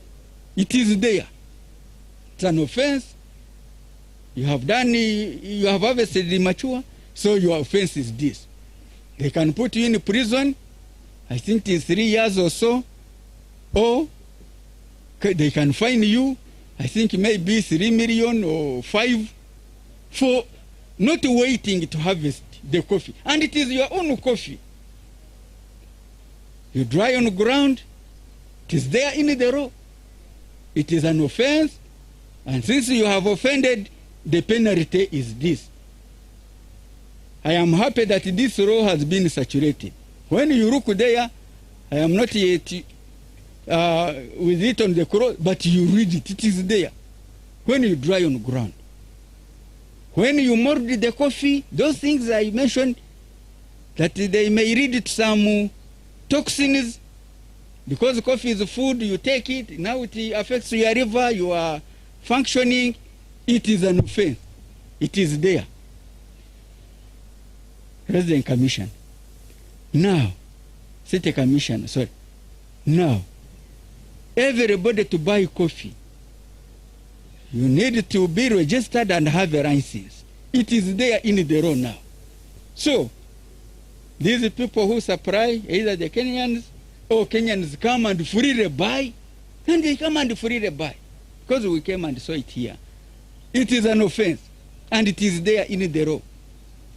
And also, in the law, and please warn them, starting now, in the law, if you are found with that coffee, you have no license to have bought it, you are maybe transporting it to the other side, even the vehicle that you are using, now it is an offense.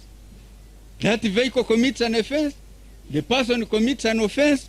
So, I think the Kenyans or our Ugandans supporting that issue, I think they are trading on a very dangerous ground. I think we need to cooperate and be serious and stop those issues. The many issues, of course, in the coffee subsector. You have been in the sector. You know them. I'm not going to dwell much in them. But, Mr. Commissioner, what you mentioned also on the soil fertility decline, we are happy that the government, and we really request and wish that the government will continue to support the program for coffee stamping, because much of Ugandan coffee trees are very, very old. You can't even harvest them if you don't have a radar down there in the villages. So we have a program we have started for the last 2 years for coffee stamping. It is still small, and fertilizer application.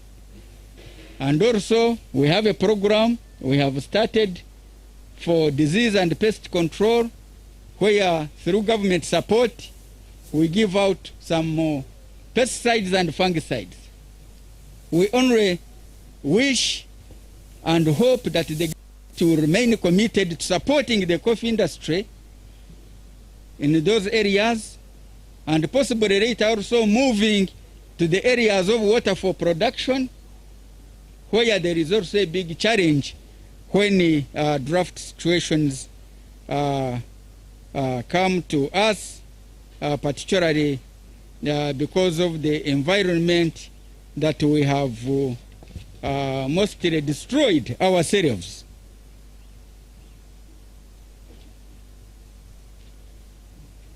The minister elaborated on one of the issues that have been making some rounds in social media.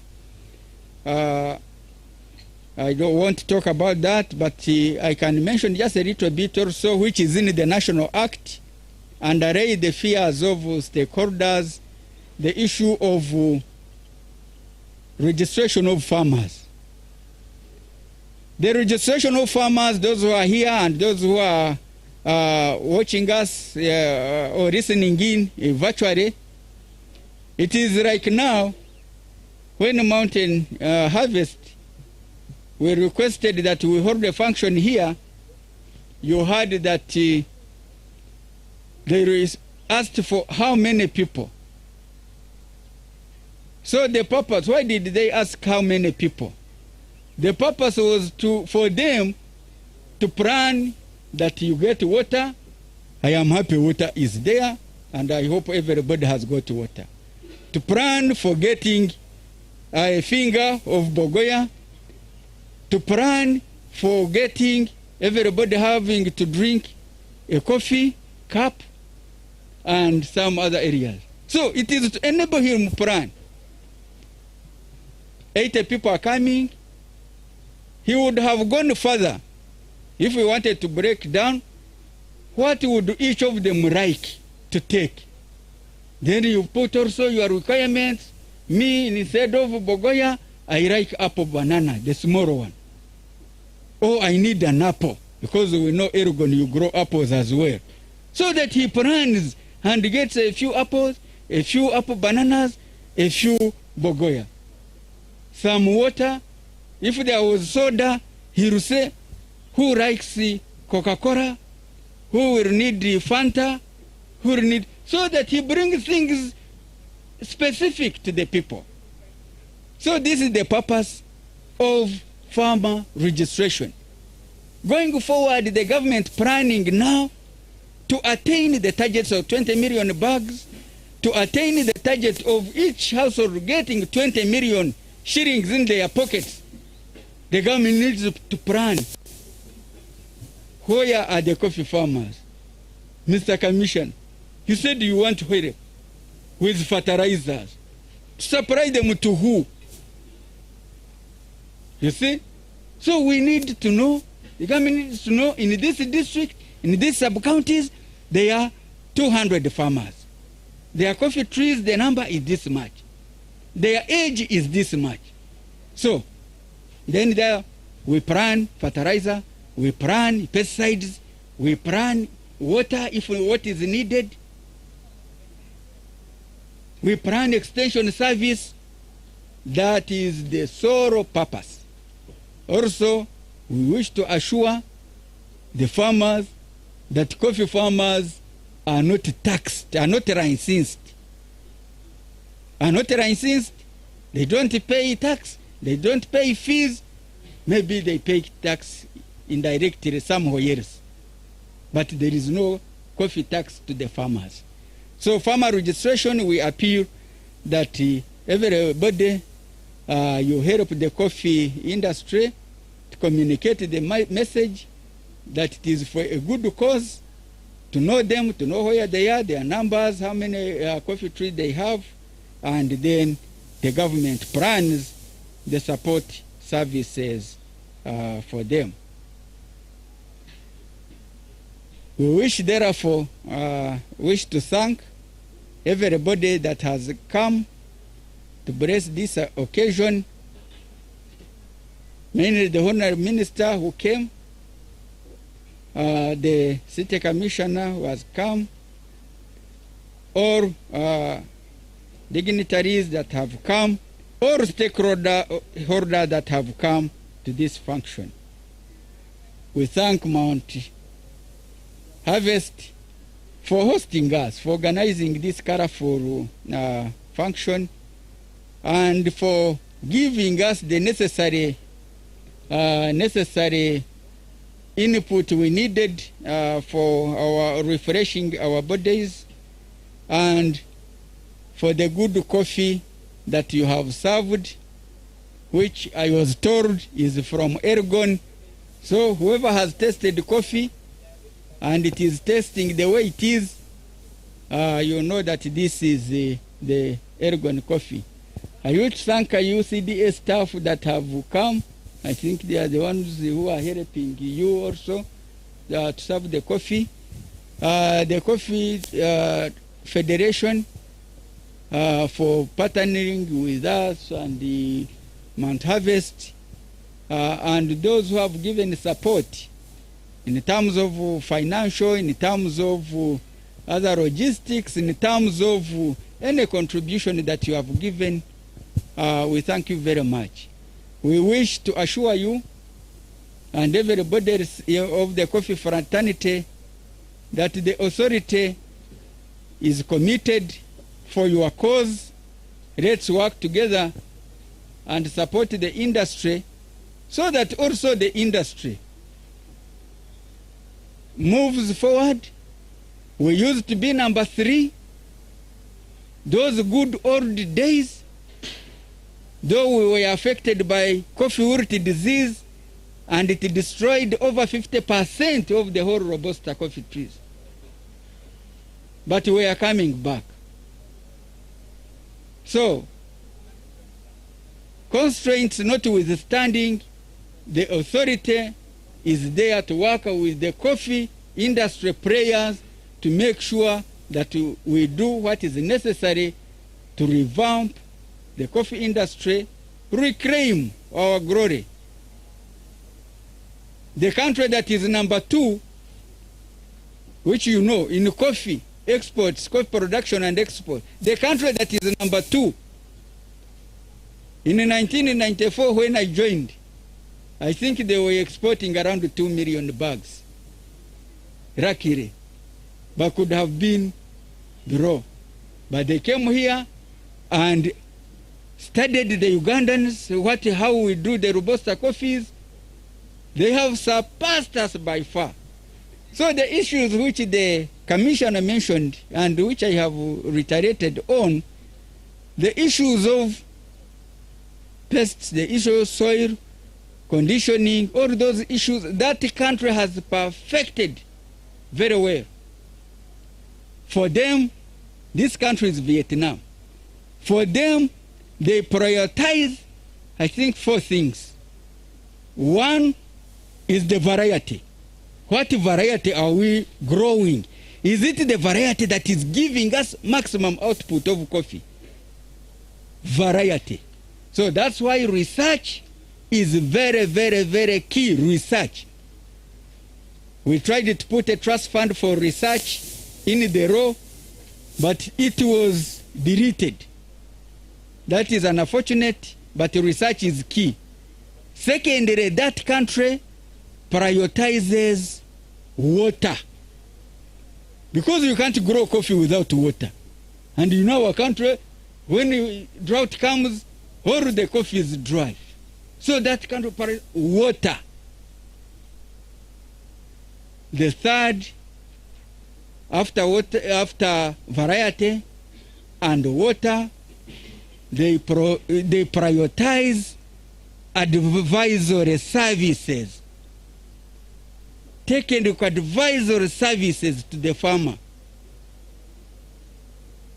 The fourth is the enabling environment. They ensure farmers are organized, all players are organized, working together, and they assure that they have the logistics, the credit. They have banks for coffee, banks for coffee. The first country in the world which is beating everybody, Brazil, they even have universities for coffee. Coffee university, coffee colleges. That is killing the coffee industry. But here, when you try to support coffee research, coffee and education, many times they say, what are you doing? So that is how these countries beating us have done it. And if we know how they have done it to beat us, we can also do what they do. Not necessarily to beat them in the short term, but to improve, and we reclaim our glory. Thank you very much. Have a good celebration, and please enjoy the coffee.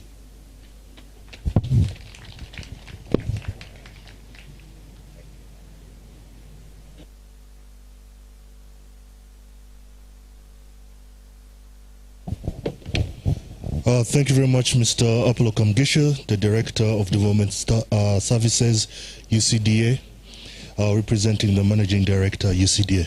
So, after the speech, we're going to go into prize giving. As you're all aware, there was a Best of PAL 2021 Robusta and Arabica winners. So I'm going to invite a few people here who are going to help us give out these prizes. I'll request Martin to come and join me and show me direction on how we're going to do this. Mr. Luzinda, could you please come up here? Robert, Biranga, please come up here as well. Yeah, Mr. Apollo Kamgisha is here already.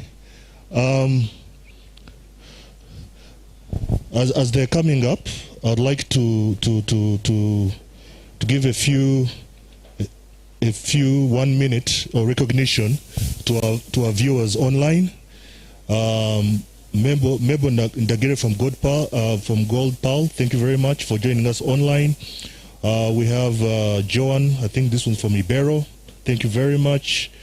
Emily Munyama, this one says, good morning everyone, regards from Mount Elgon Coffee Cooperative, happy Coffee Day fellow farmers, thank you very much for joining us. Impaji Paul from Ibero, thank you for joining us. Wow, we have a lot of Ibero people here. Noah says farmers need to be sensitized about the new coffee law. I believe Mr. Apollo Kamgisha has touched on it, and subsequent meetings and interactions will see that sensitization is taken from there.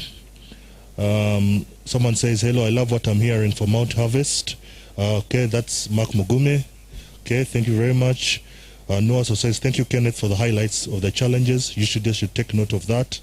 Thank you very much. Flavia Burunji from Solidaridad Uganda, thank you for joining us. Alex from GIZ, we are privileged to join the coffee stakeholders on Uganda Coffee Day 2021. He brings warm greetings from GIZ. Thank you very much for joining. And then James Mohanji from Rubanga Cooperative Society Limited. Eunice Kepatu Chekaputi. I do apologize if I've murdered your name. But greetings from Quen. Thank you very much for joining us. And then Fahima from greetings from Mount Elgon Agroforestry Communities Cooperative Enterprises. Thank you so much for joining us online, and you can keep the interaction going. So I will hand it over to Martin to guide us during this process of giving out the awards. Thank you very much. We would like to hurry up and do this very quickly.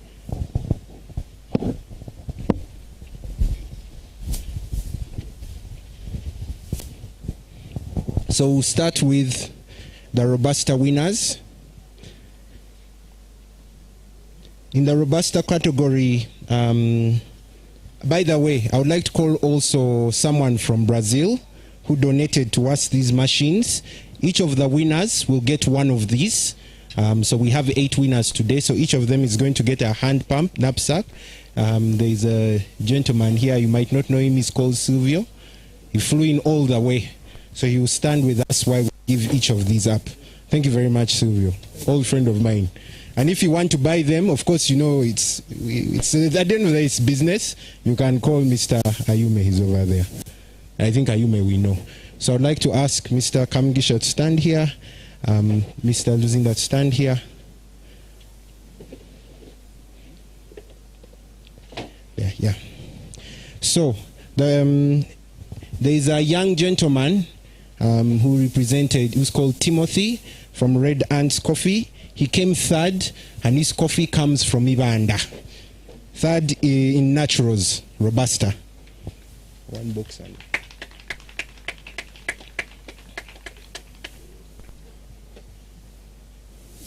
Can give him. Hey, Lilia, hold it. Oh, you can't hold. Abby, come and hold for her. Come and help her. Come back. Thank you. You can hold it and give him the certificate. Give it to Mr. Kamgisha to give it to him. Thank you.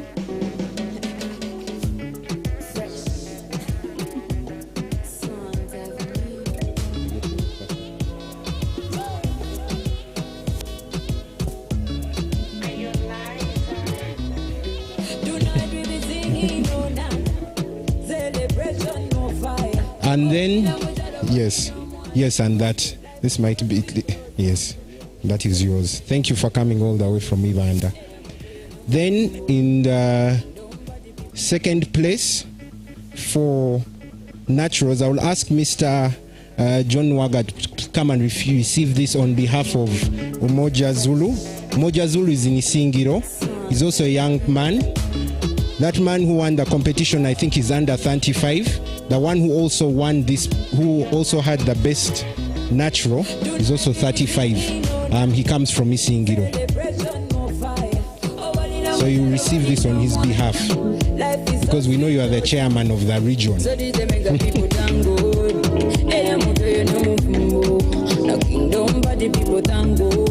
This one, you'll come and help him carry this, and you'll take it.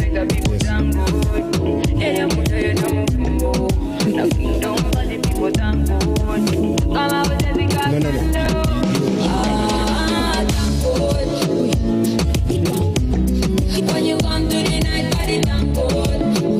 Now, as you are going to sit down, please get ready to turn around.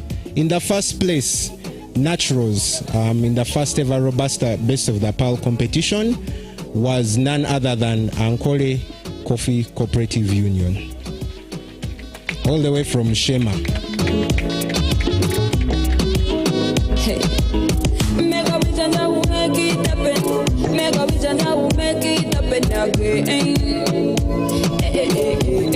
Very much for the good effort. Keep up the effort. Since it is Ankole Coffee producers, ensure that Ankole region all win the way you have won. Thank you very much.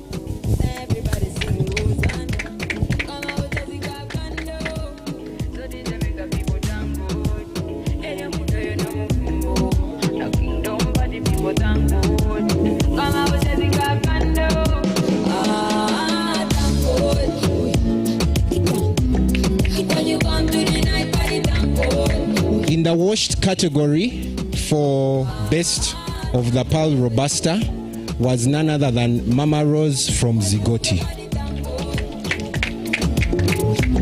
I think she came with her son, a bodyguard. It's Vinka. And thank you for coming all the way from Mitiana. Songs of me.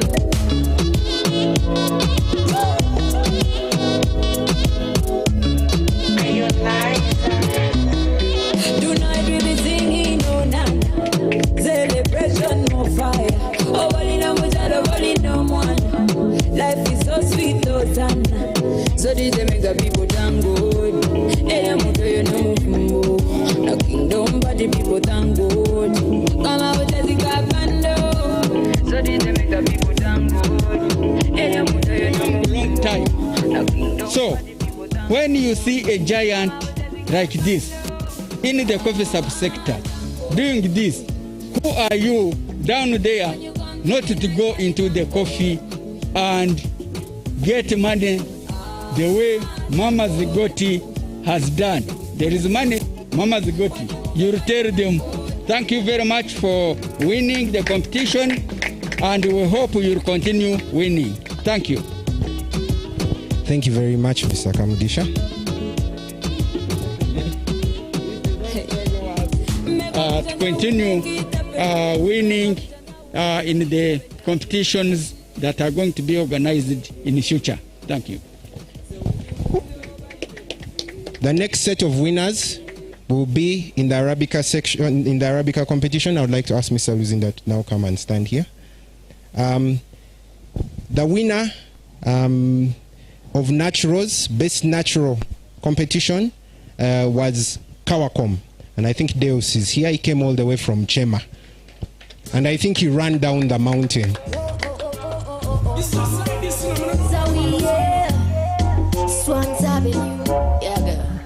We go dance every day, anytime, anywhere. Dancing life for all. We go dance so yeah. There we go. Put on, oh. Rock off your back with a wicked style. On to the dance floor. He's a strong young man. He drinks coffee. And then the winner in the washed category was our own host for today, Mountain Harvest Coffee. I don't know how he sat there. He must have seen it coming. Anytime, anywhere, we go dance everywhere. Hey, slow dancing, Kanoka slow dancing, slow dancing, Kanoka slow dancing, oh, slow dancing, Kanoka slow dancing. The winner with the highest price of $7 per pound was Zukuka Coffee in the Naturals. And Ivan is here, yes, with Isaac. They are all tall boys from the mountain. Yeah, as you can see, he's exercising before he arrives. Anyway, I don't need no sense. dance even if you don't make sense. This is Zukabora, which means wake up. Somebody pay up. We go dance every day, anytime, anywhere. Dancing life for all. We go dance yeah. Now we go, hey, slow dancing. Kanoka slow dancing. Slow dancing. Kanoka slow dancing. Slow dancing. Kanoka slow. And the last one was very special because, like Mama Rose, we weren't sure if she was going to be able to submit the coffee, but she did it, and she did great things. The winner of Honey's category was Masha Coffee, Sylvia, all the way from Queen.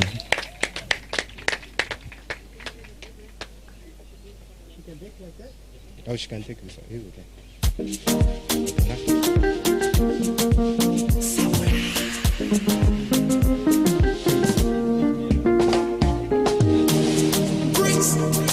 It's on, you know. Baby, chosen baby. Sweetie baby. They're just packing it to make sure it's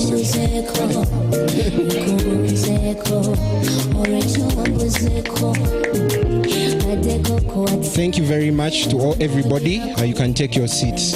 I think we are now going to go into the panel discussion.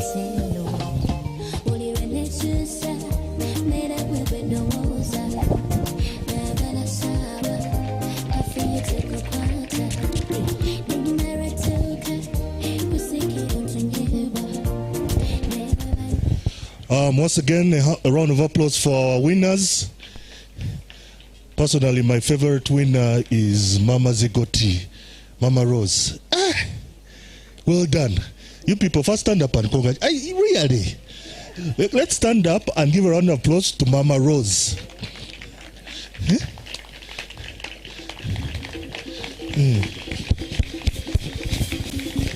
Okay, let's have a seat.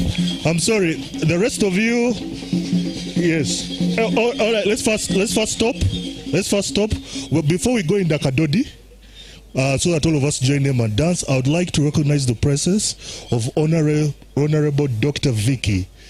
I have not had the pleasure of meeting her. Is she around? I know you're somewhere in the crowd. I am told you love coffee so much. Representative with the UPDF in Parliament. Pleasure to meet you, Madam. This is a coffee fraternity. These are the people who are going to help us in Parliament to push the coffee agenda. Thank you very much for coming to Mbale to share this day with us. Okay, so before we go into the plenary discussion, let's have a dance, the Kadodi dance, for those who are not familiar with it. It's about energy, and then after that we go into the discussion, and then we close the day. Thank you once again.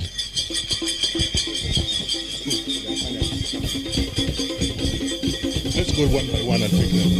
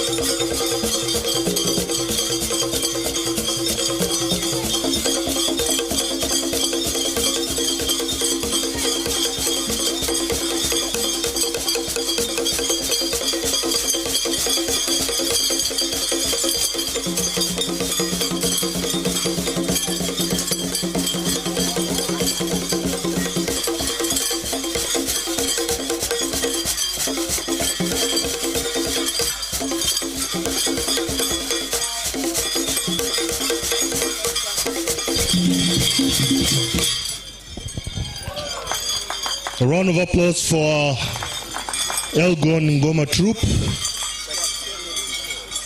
You know that saying of your mind is willing and your body is not.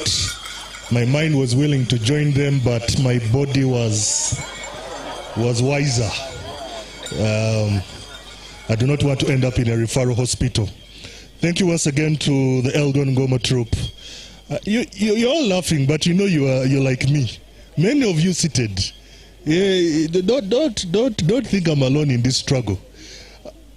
I would like to welcome our panelists. We'll start with the moderator of the show, Gordon, the Sustainability Manager, Acting Sustainability Manager, UCDA. Please come to the front. Evelyn, Honorable. I do not think she's here. Okay. Mr. Apollo will be coming soon. Nathan, please come and join us. Josephine, please come and join us. Sylvia. David Katunji, UCDA. And Rogers, please can join us in front. Please take a seat anywhere.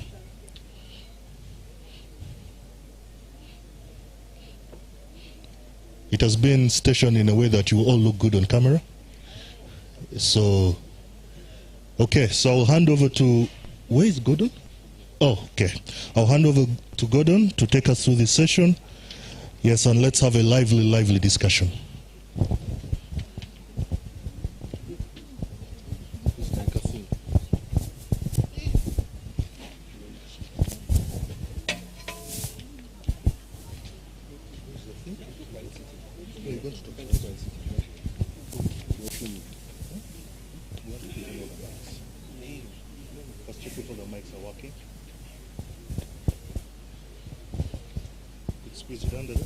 Is it empty? Is the mic empty?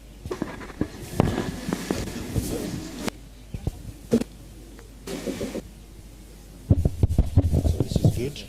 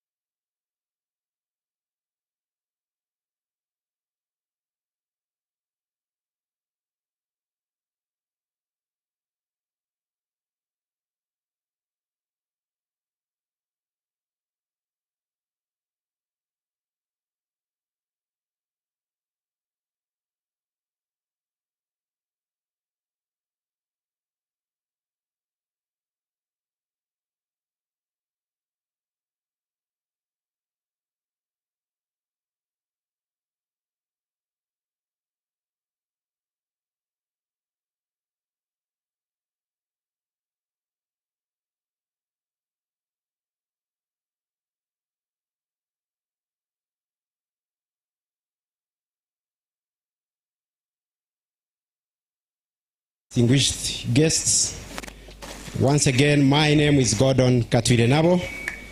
I work with Uganda Coffee Development Authority in the acting capacity, Coffee Sustainability Manager. I want to welcome you once again to this Coffee Day celebration, and I thank you again for joining us. I know you had a lot of things to do, but we appreciate that you spared time to come and join us as we celebrate this great day. I was trying to look through, and I realized that a coffee day is an opportunity for us who are in the coffee to celebrate coffee as a beverage and what it actually provides and the uniqueness of that beverage, as well as celebrate the coffee and the fairness in the coffee, and again be able to appreciate the plight of those that grow and produce coffee, who are the farmers. And I've been humbled today to actually moderate this panel discussion on this Coffee Day celebration. I again want to remind you that today's theme is actually a celebration of Arabica and Mount Elgon coffees. This region is very unique, and I'm happy that we have had this chance to actually celebrate not only coffee, but this unique region that I was told that actually Arabicas, they call it Nyasaland. It originated here. And I think it's a very, very important that I mentioned. We are really grateful that the UCF and the organizers decided that they're going to bring this celebration in this region. So joining me on this panel of discussion, we have 6 very distinguished and celebrated dignitaries in the sector. We will be discussing quite a lot of cross-cutting issues in the coffee and how can we celebrate this day as we move in terms of sustainability for coffee and issues that have been really that we have met in the sector. I want to say that I'll be having only 5 minutes for each of the discussants, and then after that I will allow the audience to ask questions. So the first panel discussant is actually the Director, Development Services, Uganda Coffee Development Authority, who is actually also standing in for the Managing Director, and that is Apollo Kamugisha. The second is Director David Katunji, who is actually the Director, Strategy and Business Development, Uganda Coffee Development Authority. Thank you. The third will be Nathan Mabonga, the Board Treasurer, Bugisu Cooperative Union. Thank you very much for joining us. We celebrate Bugisu Cooperative Union is one of those lasting cooperatives that have been sustainable and resilient amidst challenges that cooperatives faced when we liberalized the coffee sector, subsector.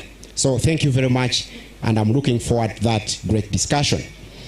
The fourth is Josephine Mukumbia.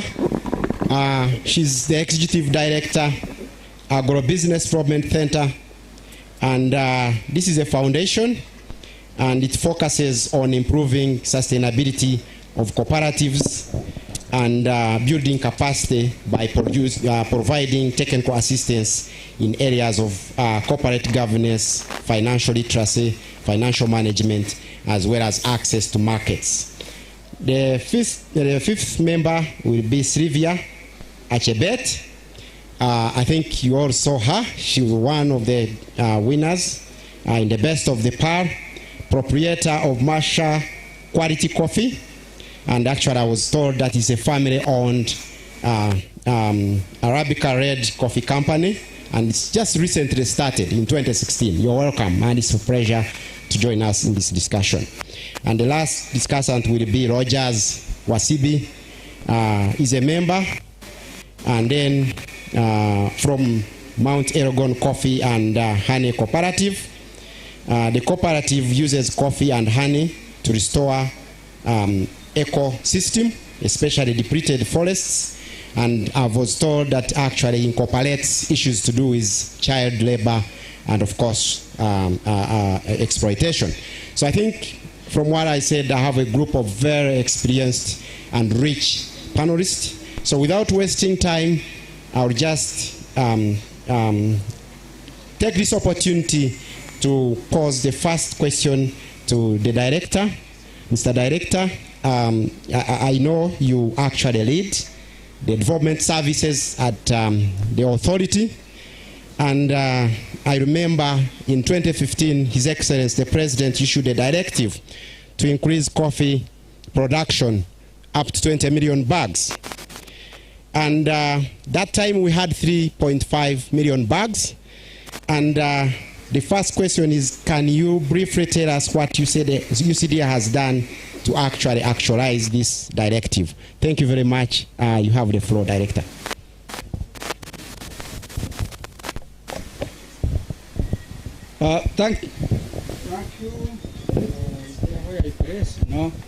Thank you very much, moderator. Thank you very much, coffee stakeholders that are here. And thank you, panelists, for agreeing with the function organizers to participate in this function and this activity. His Excellency the President directed to plant 322 million seedlings per year for 5 years.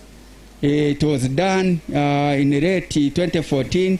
The starting was in 2015. The background to that and why he directed so, policy information and research had indicated that the global coffee production and exports had reached a level where without some countries entering into the coffee production activities and supplying the global market, there could be a deficit in the near future. Research at that time indicated that the world consumption, and it is still so, was increasing at around 2 to 2.5% per annum. And that consumption increase rate is still on. By today, it must be touching around 3% thereabouts. So with that in mind, and noting that most of the coffee producing countries have more or less reached the limit. You know, Brazil is the biggest producer, exporting over 50 million bags to the global market. Brazil, second biggest producer, exporting around 25 million bags to the market. And other countries, Mexico, Colombia, Ethiopia here in Africa, you note that the availability of land for that commodity to increase in those countries, the major countries, the land is actually scarce. So at that rate, there was also a global estimation, and these can all be verified through the ICO reports and documents. It was estimated that by the year 2030, the global market may have a deficit of around 30 million bags. Deficit, not there.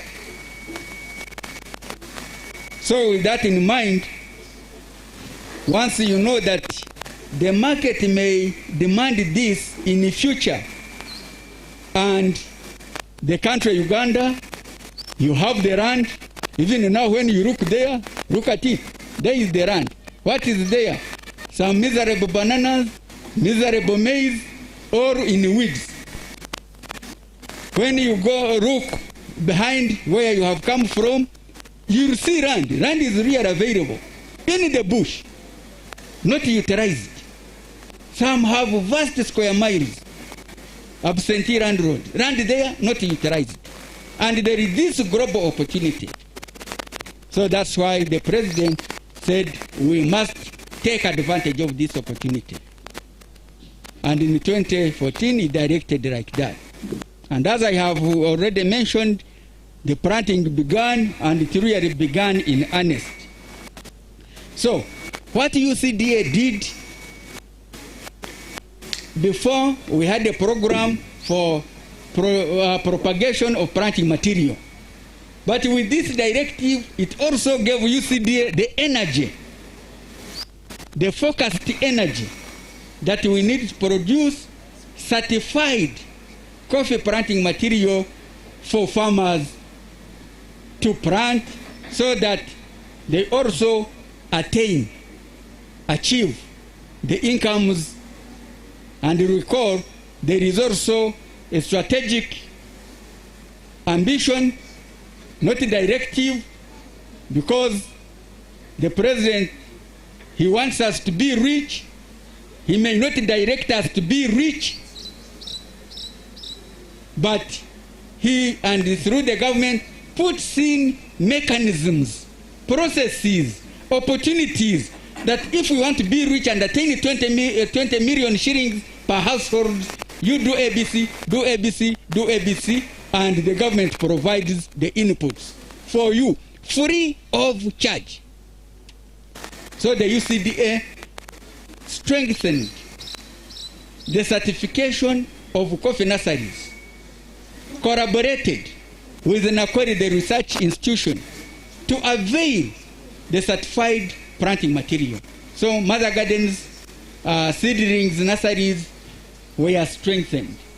And this is why by 2019, Uganda, we had availability of planting material which reached over 300 million seedlings. And they were distributed. And the farmers who were serious and put effort in that, they planted, their coffee has grown, and they are now getting money. So that we did, strengthening the propagation of certified coffee nurseries. So countrywide, the farmers and others are advised, if we are to procure on your own, please procure planting materials from nurseries that have certificates. We also certified the seed gardens because we wanted that number of 322 million seedlings is not a small directive. So we agreed policy-wise that for both the areas, Arabica areas, naturally it is through seedlings, for both the areas that we use seed. So there we collaborated with Nakori and certified the seed gardens that had the right materials to produce the seed. So certification of seed gardens, certification of nurseries, and also thereby procurement of the raised planting material from certified nurseries and giving them to the farmers. We also strengthened extension services. We recruited more staff who we call the regional coffee extension officers. Regional meaning that they have more than one district. Otherwise they would be district coffee extension officers. So we recruited more. As I talk now, we are at 58. But again, unfortunately, the districts that grow coffee now, they are 121. So still, the officers cover more than one district, many of them. It's a stretch, but at least we increase it. And this is where we appeal for the government to continue giving us more resources so that at least each district has a coffee specific. This is important. We know that the Ministry of Agriculture and local government, you have extension agents at the sub-county level. But these are extension agents generally to advise on agriculture. So coffee specific, we are there. What also we have done, What also we have done, we have, in the right that we are not covering effectively all districts and sub-counties, we are a little bit high. We have trained the sub-county agriculture officers in coffee-specific skills. So that we have done, and that's why there is improvement in the good agricultural practices, and we think that is why the volumes are beginning to increase. Thank you very much. Thank you very much, Director Apollo. I think quite a lot of cross-cutting issues have been raised, and I believe that I'll be able to get some feedback from the audience at the end of this discussion. But basically, major ones is deficit of 30 million bags on world market. That's quite huge, a very big opportunity. 300 million seedlings distributed, very massive, and having an increased technical capacity. More RC was recruited. Thank you very much. Again, we are behind time. I just request that we get more disciplined in terms of time. Second to be invited and then to be given a question is Director David Katunji. I know he's in charge of strategy and of course business development at the authority, and this is the department that actually gives direction to the authority and to the subsector. So I just want to pose a question to you that I know there is quite a lot of policies that are there, and the biggest is the roadmap. But besides that, let the audience know what actually other policies that you have actually adapted or are actually in the pipeline that are meant to create that enabling environment to actually achieve the 20 million bags that Director Apple was talking about. Thank you very much. I give you. Thank you very much, Mr. Moderator and coffee stakeholders. I want to start by stating that coffee is the most widely traded tropical agriculture commodity in international trade. That's a fact. Second, I also want to state that coffee is a very strategic commodity for Uganda, as it is a major foreign exchange earner for the country, and it also provides incomes for over 1.7 million Ugandan households. Some people also add that it is actually a security crop. Given the number of Ugandans that depend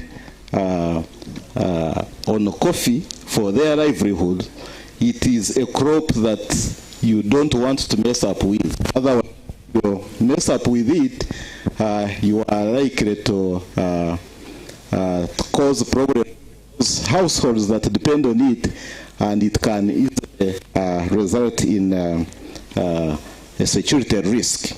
So, given those facts, it was required that a policy direction is in place for the coffee to continue playing in the country.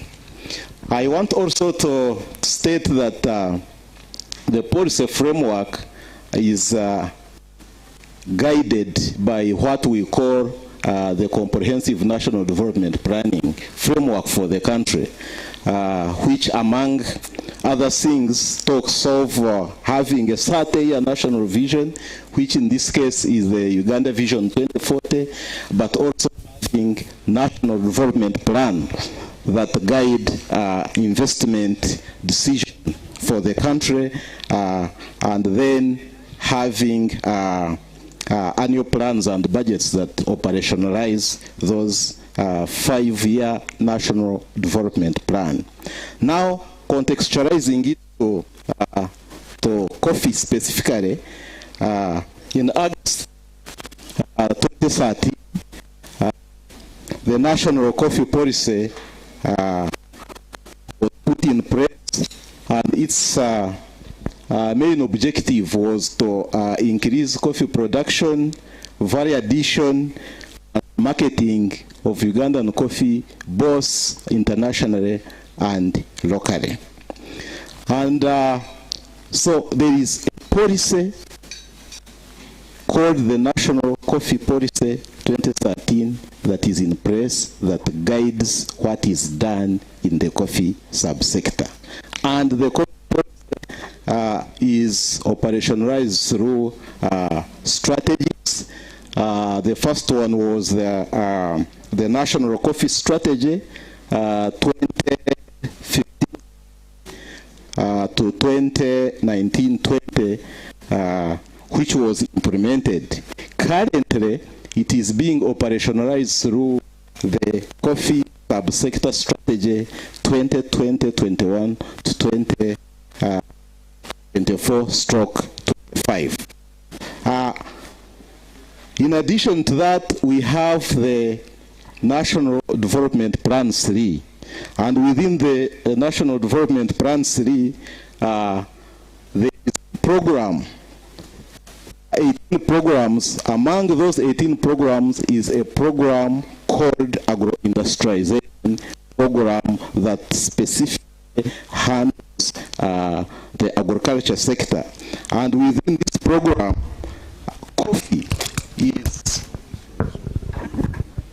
within the agro-industrialization program. Coffee was chosen as one of the 9 key agriculture priority commodities where government is going to heavily invest.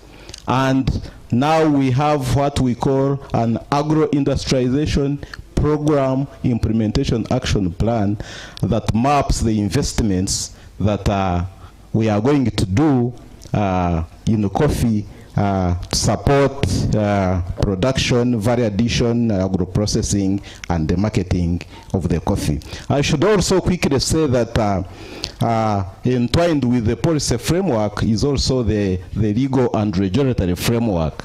And in this case, we have a brand new National Coffee Act 2021, which I think the previous speakers had talked much about, so I wouldn't dwell much into that.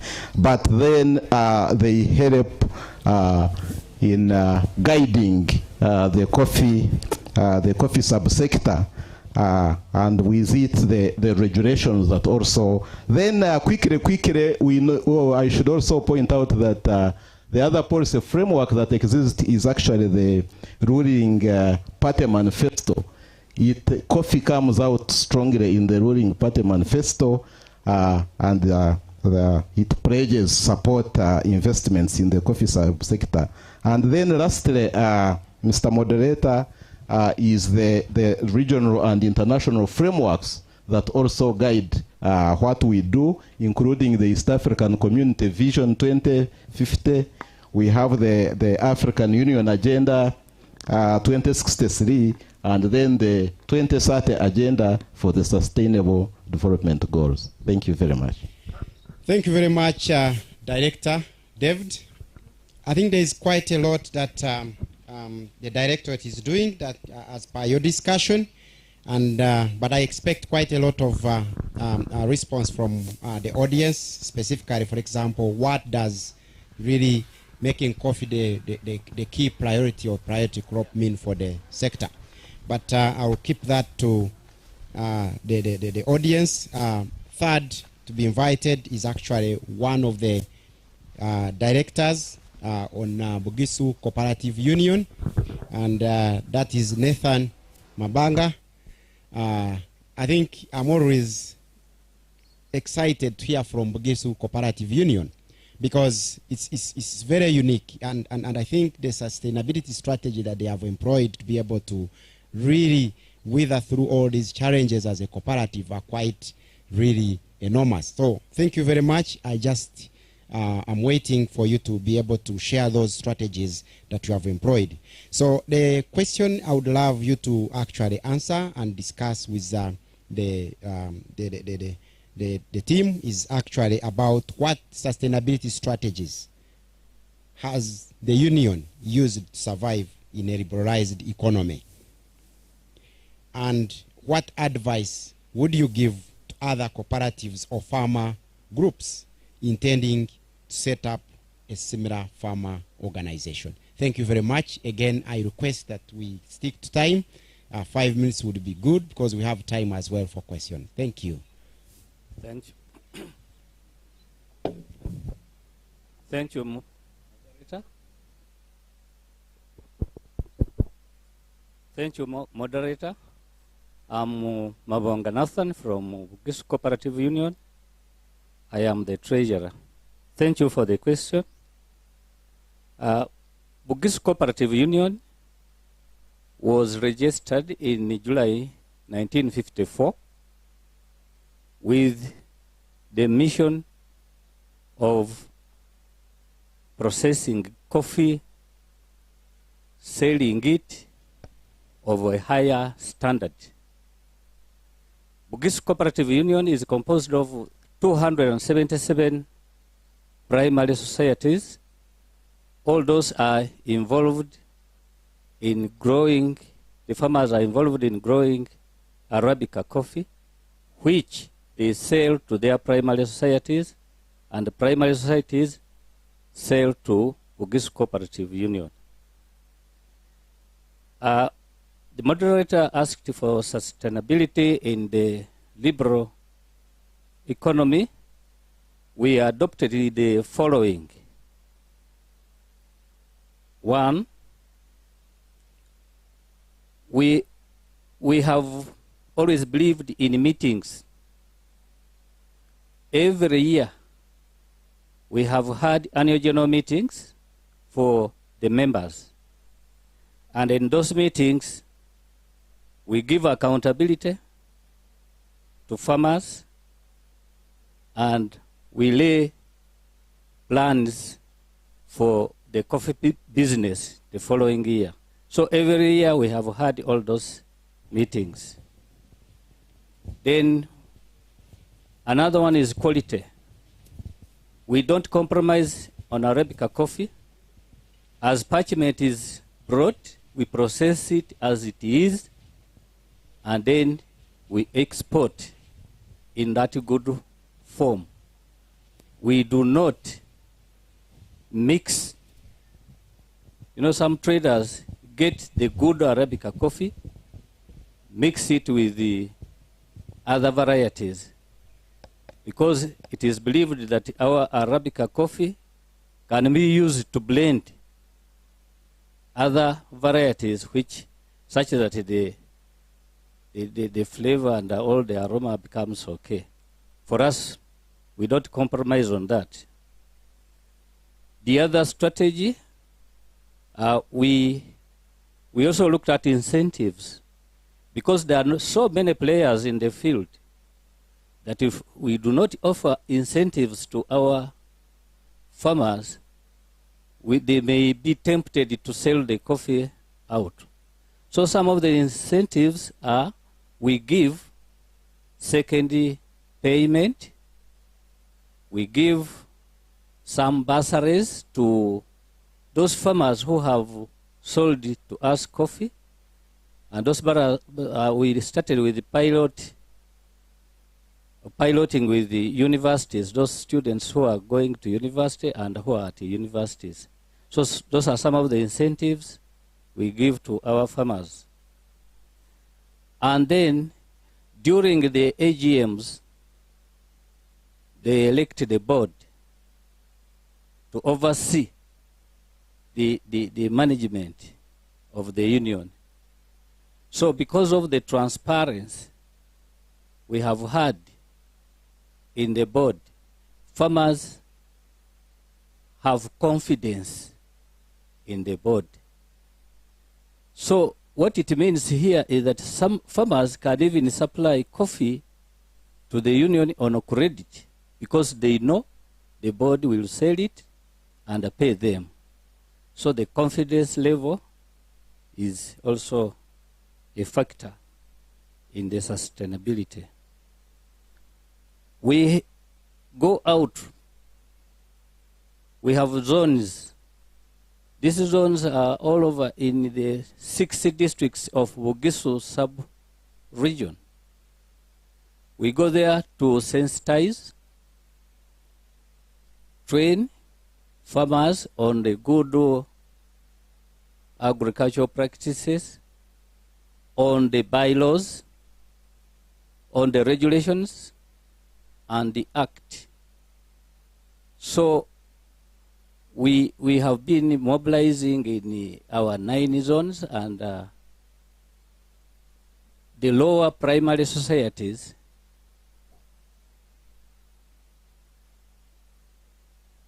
the other one is we have BCU assets. This include buildings and land. This also generates money for the union to do business activities and also to pay workers. So somehow capital is mobilized from there. Lastly, we work hand in hand with UCDA. We work hand in hand with the registrar cooperatives, who always, those two, they always give us guidance on how to market our coffee. Thank you, moderator. Thank you very much, Nathan. I think the discussion is getting interesting, and I'm thinking really we have a lot to dig and to do what we call to dissect. And I think I'll be getting more as the audience comes in, especially how you have done quite of these groups, maintain them, credit and all that. There are issues related to credit currently in the sector. So I think, Nathan, you'll be able to let us know how you have maintained that liquidity to be able to extend credit. Thank you very much. Without wasting time, I'll invite the next to discuss, and that is none other than Josephine Mukumbya. I know that ADC focuses on financial literacy, financial management, and as I said, helping in access to market and finance. This is a key area because everywhere we talk, we meet people in the subsector, they are talking about access to credit. And I think this is a very good opportunity for us to learn how ADC is doing it in terms of what they are doing. So the question is, what are the main challenges that farmer-based organizations and SMEs face with regard to agribusiness, and what does ADC do to address these challenges? And then as you discuss that, I also request you to highlight how can these farmer organization and SMEs engage, and those engaged as well in coffee production benefit from the services that you actually offer. Thank you very much. Thank you very much, Gordon, fellow panelists, and of course our audience here and off-site. Very excited to be here, and I'll tell you a little bit about Agribusiness Development Center. It's founded by two big financial institutions. One is international, has a foundation called Rabo Foundation, and DFCU Limited, which is the group that encompasses the bank and other entities within Uganda.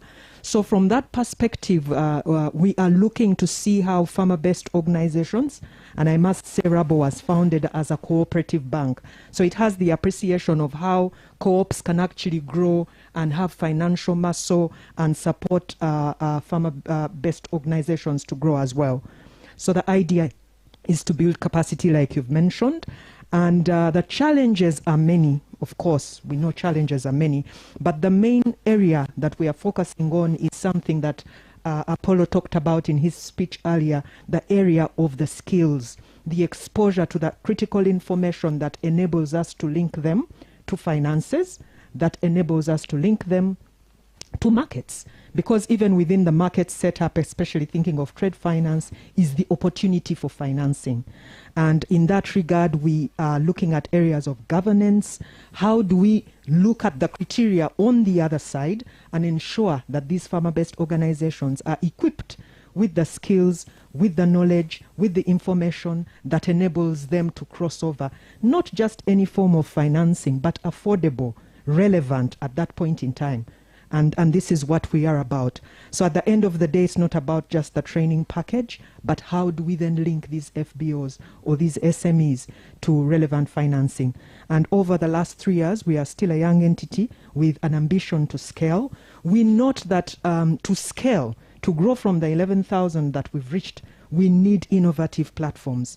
The use, however, of these innovative platforms is that out there in the FBOs where they operate, is internet connectivity becomes a major challenge, language becomes a major challenge.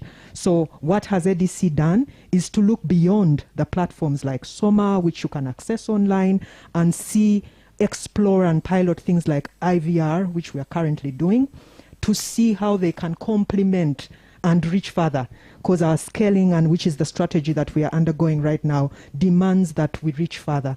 And use the opportunity that still Apollo raised about the 30 million bag gap. And in terms of other responses from ADC is also collaboration. We are very keen to see entities like UCF, like UCDA, of course, where we can find collaborations, where the missing link is these capacity gaps, where we can hold hands and see that our FBOs actually can access more markets, good markets, relevant markets, as well as financing. Thank you very much. Thank you very much, Josephine. I think I would like to know actually, as we go forward, the difference actually that you have from the traditional banks. And I think that will come out as we actually unpack the discussion. But I would love to, this opportunity to invite Sylvia Achebet. Sylvia is a very unique farmer. And I think this has been a talk, and even the Honorable Minister talked about it. And even the host was very elaborate on it. And that is the area of specialty coffees, being at an increasing demand on the world market. And actually, Masha quality coffee is involved in production of specialty coffee. So the question to you is, as a farmer involved in specialty coffee production, what would you say are the benefits of producing the specialty or fine coffees? And then what interventions would you suggest that as a subsector we should undertake to increase the production of specialty coffees? Thank you very much. Thank you so much, moderator. Good afternoon, everybody. I am humbled to be in front of you and talk to you, both who are here physically and those who are virtual. I'm Sylvia Achebet, the Executive Director of Masha Quality Holdings.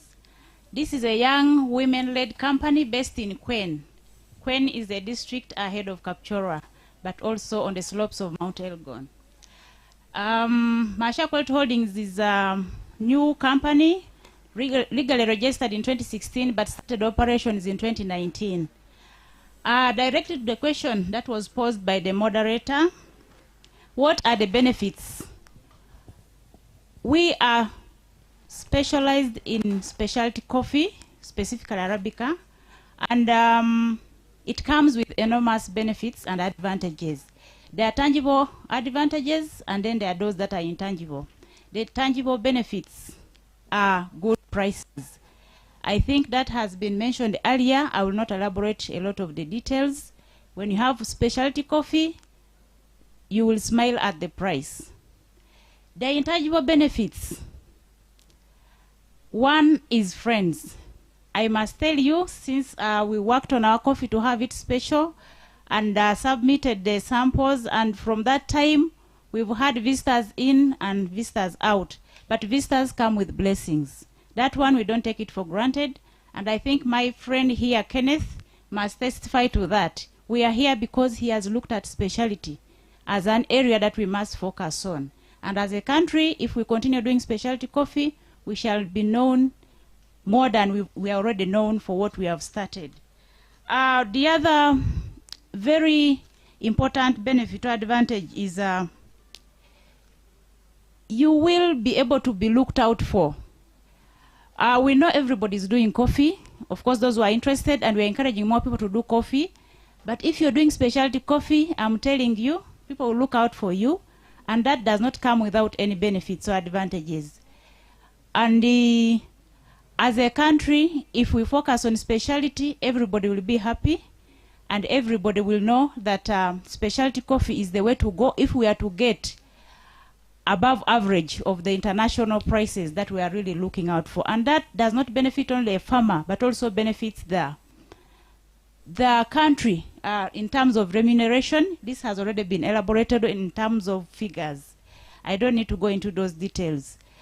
And going back to the ground, to the farmer, farmers who are doing specialty coffee are not getting the same results in terms of output. They are getting a better package out of what they have done, because the price is almost twice of what we give the farmers who are producing specialty coffee for us to be able to process and move it to the next level.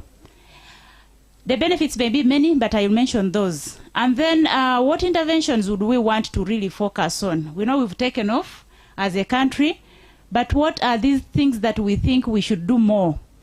Quality coffee management. And when I mention coffee quality management is from the beginning, that is from the farm to the cup. It is a long value chain, but let's take step by step and make sure we are doing the right thing at the right time. If we leave the farmer who is picking, like it was mentioned earlier, that if the farmer has picked green coffee, in the cup we shall not get what we want. So our UCDA is already doing a lot, but I encourage that let's do monitoring and evaluation at intervals. Not at the end of a year, not at the end of a season, but let's do intermediary monitoring, evaluation, and let's continue adding on the skill to those who are in the field, but also direct to the farmers who are handling the coffee. I think we shall be able to achieve. The other very important intervention that we must look into is equipment. BCU is a very living example. I've visited them, I've worked with them. They have very big machinery, but we are having SMEs coming up, and I think as Masha we are an SME. An SME may not be able to start with machinery of the level of BCU. But as a country, can't we look into that? Technology has improved. Can't we have simpler machinery? Halas. We are happy we have received a donation from Brazil. Thank you. Can we have things like halas for SMEs? A district as far as Kwen, if UCDA decided and the country to put a hala and maybe a simple roaster in Kwen, it will change the consumption, it will change what we are pushing out of the farms to the international level. The other very key intervention is access to finance, and I speak this specifically in relation to women. I am a woman managing coffee, but I'm telling you it comes with challenges. Access to finance is not easy. My sister here has spoken about it, but I'm telling you if we go into the details of how to access finance, if there is a land title at home, I have to first get a power of attorney from the holder of the title. I think we need to revise some of our policies and make it easier and simpler for us to drive this coffee business. I thank you so much and wish you everybody the best. Thank you. Thank you very much. There is a gentleman called Sir Apollo James McIntosh. He said that the power of a man's mind lies in coffee. And I think there is power in specialty coffee. Thank you very much. I want to invite our last panelist, and that is none other than Rogers Wasibi. Rogers is very unique because I think most of the discussions going on, especially to do with how can we create one, sustainability, food security, is they call it mixed enterprise approach. And I think Rogers comes with that unique approach, a mixed enterprise. He's doing, I think, honey and coffee, and he's doing it as a mixed enterprise. That's quite unique and very interesting to know. So, Rogers, I know you're from Mount Elgon Honey and Coffee, and I want to request you to tell us how Mount Elgon Honey and Coffee, as a mixed enterprise, what lessons can the other farmers in the subsector learn, and what can they do to actually emulate what you're doing? I also want to know how actually youth can be involved in mixed enterprise, and how can we interest them in that. Thank you very much. Thank you very much, the moderator. Thank you very much, everyone who is participating in attending this special and unique day today, the World Coffee Day celebration hosted in Mbale, the Arabic landscape. By name, I'm called Wasibi Rogers. I work as General Manager for Mount Elgon Coffee and Honey Cooperative, a cooperative that was incorporated and formalized in December 2017. It was a BCI, a beekeeping coffee integration project which was being implemented by Mbali Coalition Against Poverty, which is a network organization which works with the local governments in the Mount Elgon region, and it was being funded by Bees for Development. So when the project came to an end, it was successful. Therefore, the question was how to carry on the success, and that's when the cooperative was formed. We are a producer and exporter cooperative working in all 7 districts of Mount Elgon region with 700 farmers. Out of 700 farmers, 287 are women, the rest are men. Youth details can follow later. Due to time, dear brethren, today, on behalf of Mount Elgon Coffee and Honey Cooperative, it's a special day. Why? Everyone has talked about less income trickling down to the farmers. Why is Arabica coffee not growing inside Stakanand? Here are a few issues that I can highlight on. Then from there, we shall know why we are integrating beekeeping. Mount Elgon is well into one with fertile soils. All those fertile soils and food also causing for population. As the population is growing, land is not growing. What used to be the coffee planting area, some becoming trading centers. That's why we have under the local government, we have the town boards in villages. That's why, using my example, where I come from, we're a family equivalent to a football team with this size of land from here up to down there. 11 people. When our father, because by culture he has to give us land, he divides it horizontally. Now I have 5 children. Now I'm going to cut it vertically. Now after us cutting vertically with my children, then what will be the grandsons and the daughters do? That is why the issue of land has not increased, but it is affecting production. How about the children? We cherish ending child vulnerability. Children, everyone mentioned here that the coffee was planted at 1950 to 1960s. How old is that coffee? The coffee is already overgrown. Children are the ones who spend time when it comes to education. They climb the trees because the older people and the women cannot climb a tree. In our culture, it's a taboo for women to climb when they're harvesting. So when it comes to harvesting season, children spend much of their time climbing trees in Bududa, in Bulambuli to harvest. These issues are not talked about. Child labor, I myself speaking, I participated in that until when we started taking coffee to BCU, when our father joined, is when I saw the change. So when I speak some of these issues, I speak with after being a victim of that, and that's why I have a big role to play. And once I get a forum like this, 5 minutes will just be, but we shall manage within, but we need to hear the stories and learn, so that when you are coming up with strategic guidance of policy, you design it in line with what are the issues that women, that children are facing through. Land as an issue. Women in Bugisu, in Sebei, they don't own land, and the children. But are the ones who are involved. Is that fair enough? She has mentioned to get a title. I don't know, maybe you use chloroform for that man to come out from that environment when you already have it. But it will be through consultation.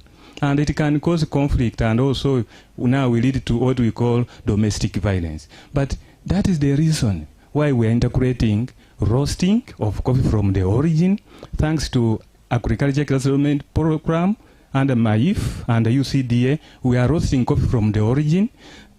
Thanks to Agribusiness Development Center, we have been skilled how to grow business to a certain level, and we have Progresso Foundation who are funding, and other stakeholders, government, everyone has listened to us and is coming in to support, because the impact is going direct to the farmers, to the youth, to the children. Why are we integrating beekeeping? Because even if a mother fights with the man, she can move with her beehives, because they are not fixed. Youth, they can make beehives, are the ones who are making beehives, are the ones who are helping to harvest. As we wait for a strategic way to increase productivity, to formalize. Let's not solve the future when we have the issues now which are affecting us. So we have integrated beekeeping as a main core purpose of transforming families of coffee farming families from surviving to thriving, where they will have food, where they will have income, where they have education, where they will be able to sit and debate on their own without us when tomorrow we leave. So, one author I cherish so much is called Anthony Chekhov. He said, man will only become better when you make him see what he is like. For you, dear brethren who are here, do you know how you look like? Those ones who are online, do you know why beekeeping is important? Albert Einstein, he said, if bees disappeared on the earth, if bees disappeared on this global planet we are on called the earth, man would only last for 4 years. Using the simple biology we learned in O-level and primary, pollination is the transfer of pollen from a plant to another plant, from a flower to another flower, so that we can produce food. Bees pollinate a minimum of 85 crops. Time. These crops is where without the bees, no food, without the bees, no plants, without the bees, no man and animals. Therefore, it has worked for Mount Elgon Coffee and Honey Cooperative that the bees, integrating bees, it will lead to the sustainable consumption of coffee, climate change issues. Bees will be planted, coffee shade trees which UCD is promoting will be protected, and therefore we shall be able to change the communities. We call upon these stakeholders.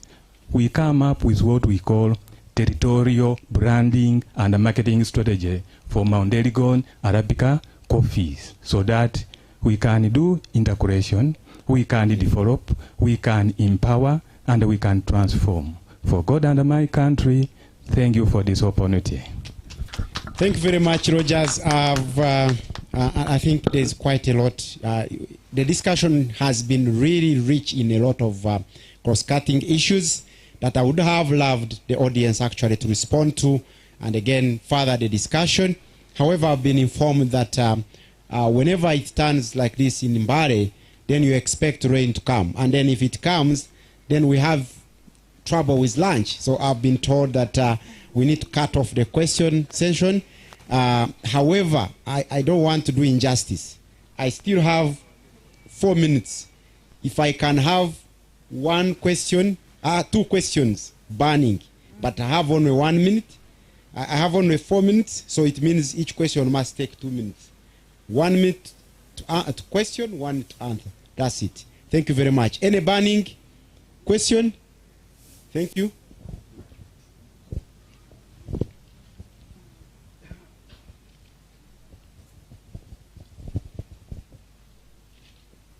Thank you very much, and good afternoon to all of us.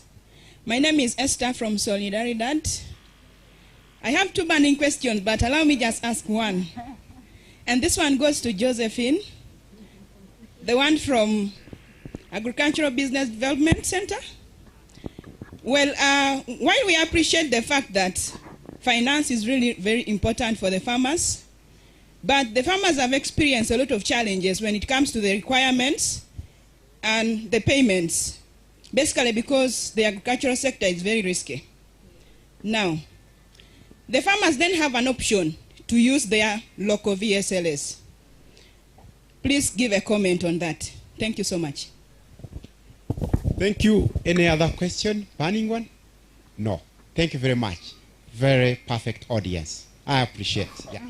Joseph, please. Thank you very much. That's a pertinent issue. And indeed, as I mentioned, there's many challenges and we don't work on one dimension. And my response, if you recall, was relevant and appropriate financing.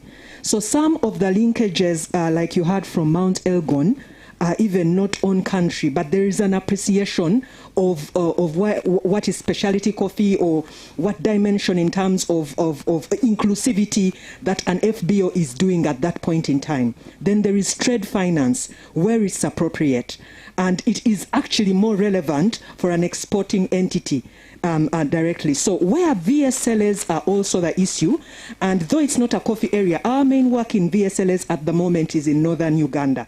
So at that point in time, those smaller farmer-based organizations, it's more appropriate for VSLs. So we are promoting the same linkages now.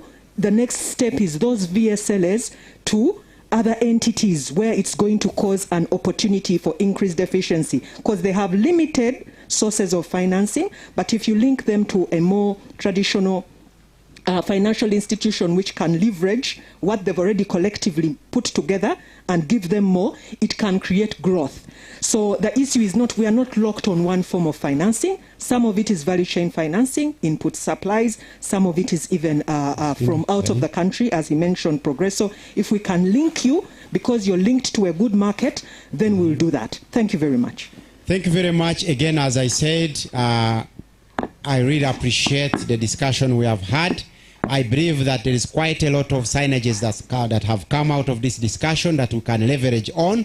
And I believe that after this, we'll be able to contact individual panelists to be able to get further discussion in areas that you would think you had a question. Thank you very much. Again, I want to appreciate your patience. Thank you. Back to our moderator. A round of applause to our panelists. Before you go, I'll use my powers in 30 seconds. There's someone who asked me to say this, and I will ask one of the farmers to respond, which I found quite interesting. We said during the whole, all the speeches and what we have said today, the word COVID was not really mentioned, at least not intently. So it's really a celebration. But the question is, has the impact really been so insignificant to the operations of the coffee value chain in the past 8 months, and will the impact continue to be non-existent into the future? Because it doesn't look like COVID has affected coffee per se. So one person, who's the farmer representative I'm going to ask? I'm not going to ask the directors. They have wealth of knowledge from that. Okay. Thank you. Thank you. On behalf of farmers, if we all remember when COVID came up, there were restrictions, but I think agriculture and farming specifically was not restricted. So farmers were able to go to their farms. There were a bit of restrictions in the processes of exporting, but I think UCDA worked with the Ministry of Health and other ministries to be able to allow this to continue. So I think overall, COVID has not largely affected coffee from farm up to international level, because in the recent webinars that we've been attending, the graphs that have been shown, the patterns, the graphs have not reduced. So overall, I think coffee sector has not been so much affected by COVID, and we thank God for that. Thank you. Amen, indeed. Thank you once again. Ladies and gentlemen, we are coming to an end of our function today. We're going to have lunch. But before we do that, where's Alfred? Alfred, are you somewhere? Alfred, UCDA? Oh, you're there. So where would you like us to take a picture, a group picture, and splash it over social media? Eh? Right there in the middle, okay? Then before we do that, you know when they say, that thing they say when you go to Rome, you have to act like the Romans. So I do not want to insult the culture of this place. I was informed that there is a national anthem that we have to, not a national, sorry. Is it a national? An anthem, a regional anthem that we have to respect. And mukulu wange, soko jisebo. We're going to stand up for that anthem. When we finish the anthem, we're going to come and take a group picture here, and from there,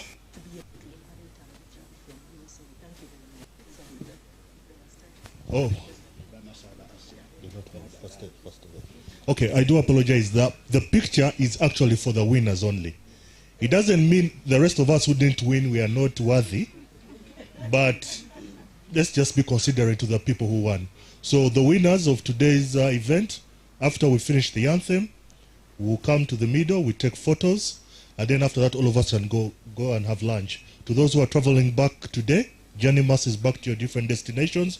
Those who are going to continue to be in Mbale, enjoy the scenery, and continue to be amazing coffee ambassadors. And we continue to be part of the transformation of this coffee sector. Thank you once again. To our online viewers, thank you very much for keeping with us for I don't know how many hours. We truly appreciate the feedback and the shouts out.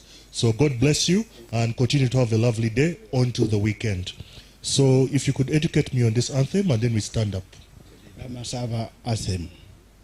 Bamasaba anthem. DJ, you have it? Okay, can we please stand up?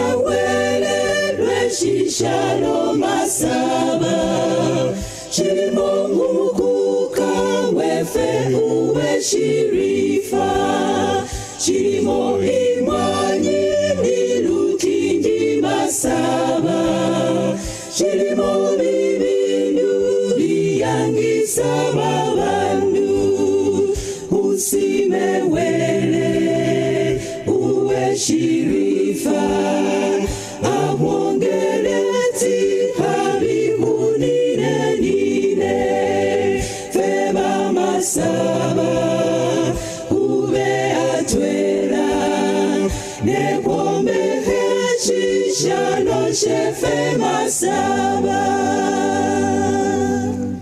Usime mwambu mubuyani wanale Babarera bikukabye bamasaba Bikukabya sala inzu ya masaba Usimarweli swani ulamu bwefe Usimewele uwe shirifa Ahongeleti kabihuni na nine Fema masaba ube atwela Nekwombe heshisha no shefe masaba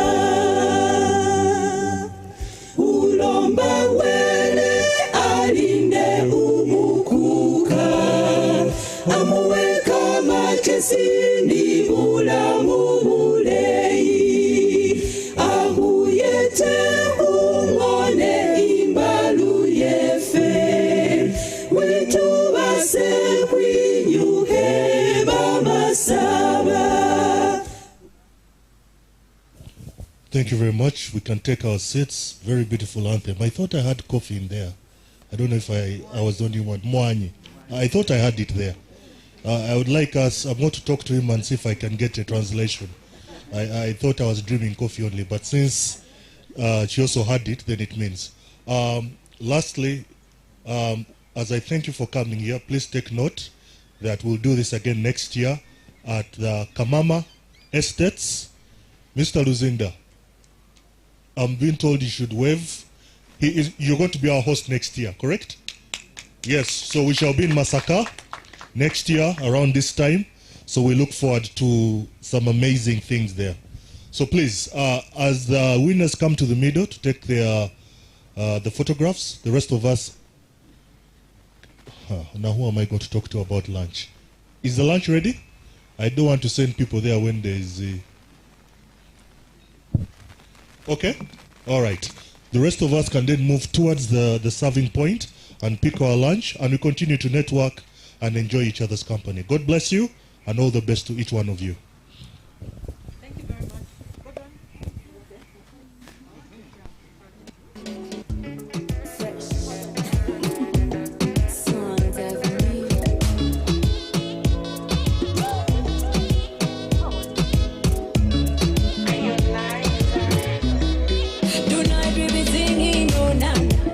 Celebration no fire. Oh, life is so sweet, oh, Sana. So did they make a people thank God. Ella muto yo no mufumbo. No kingdom but the people thank God. Come out as the bando. So did they make the people thank God. Ella muto yo no mufumbo. No kingdom but the people thank God. Come out as the bando. Ah, thank God. When you come to the night party, thank God. Ah, thank God. When you move your body, thank God.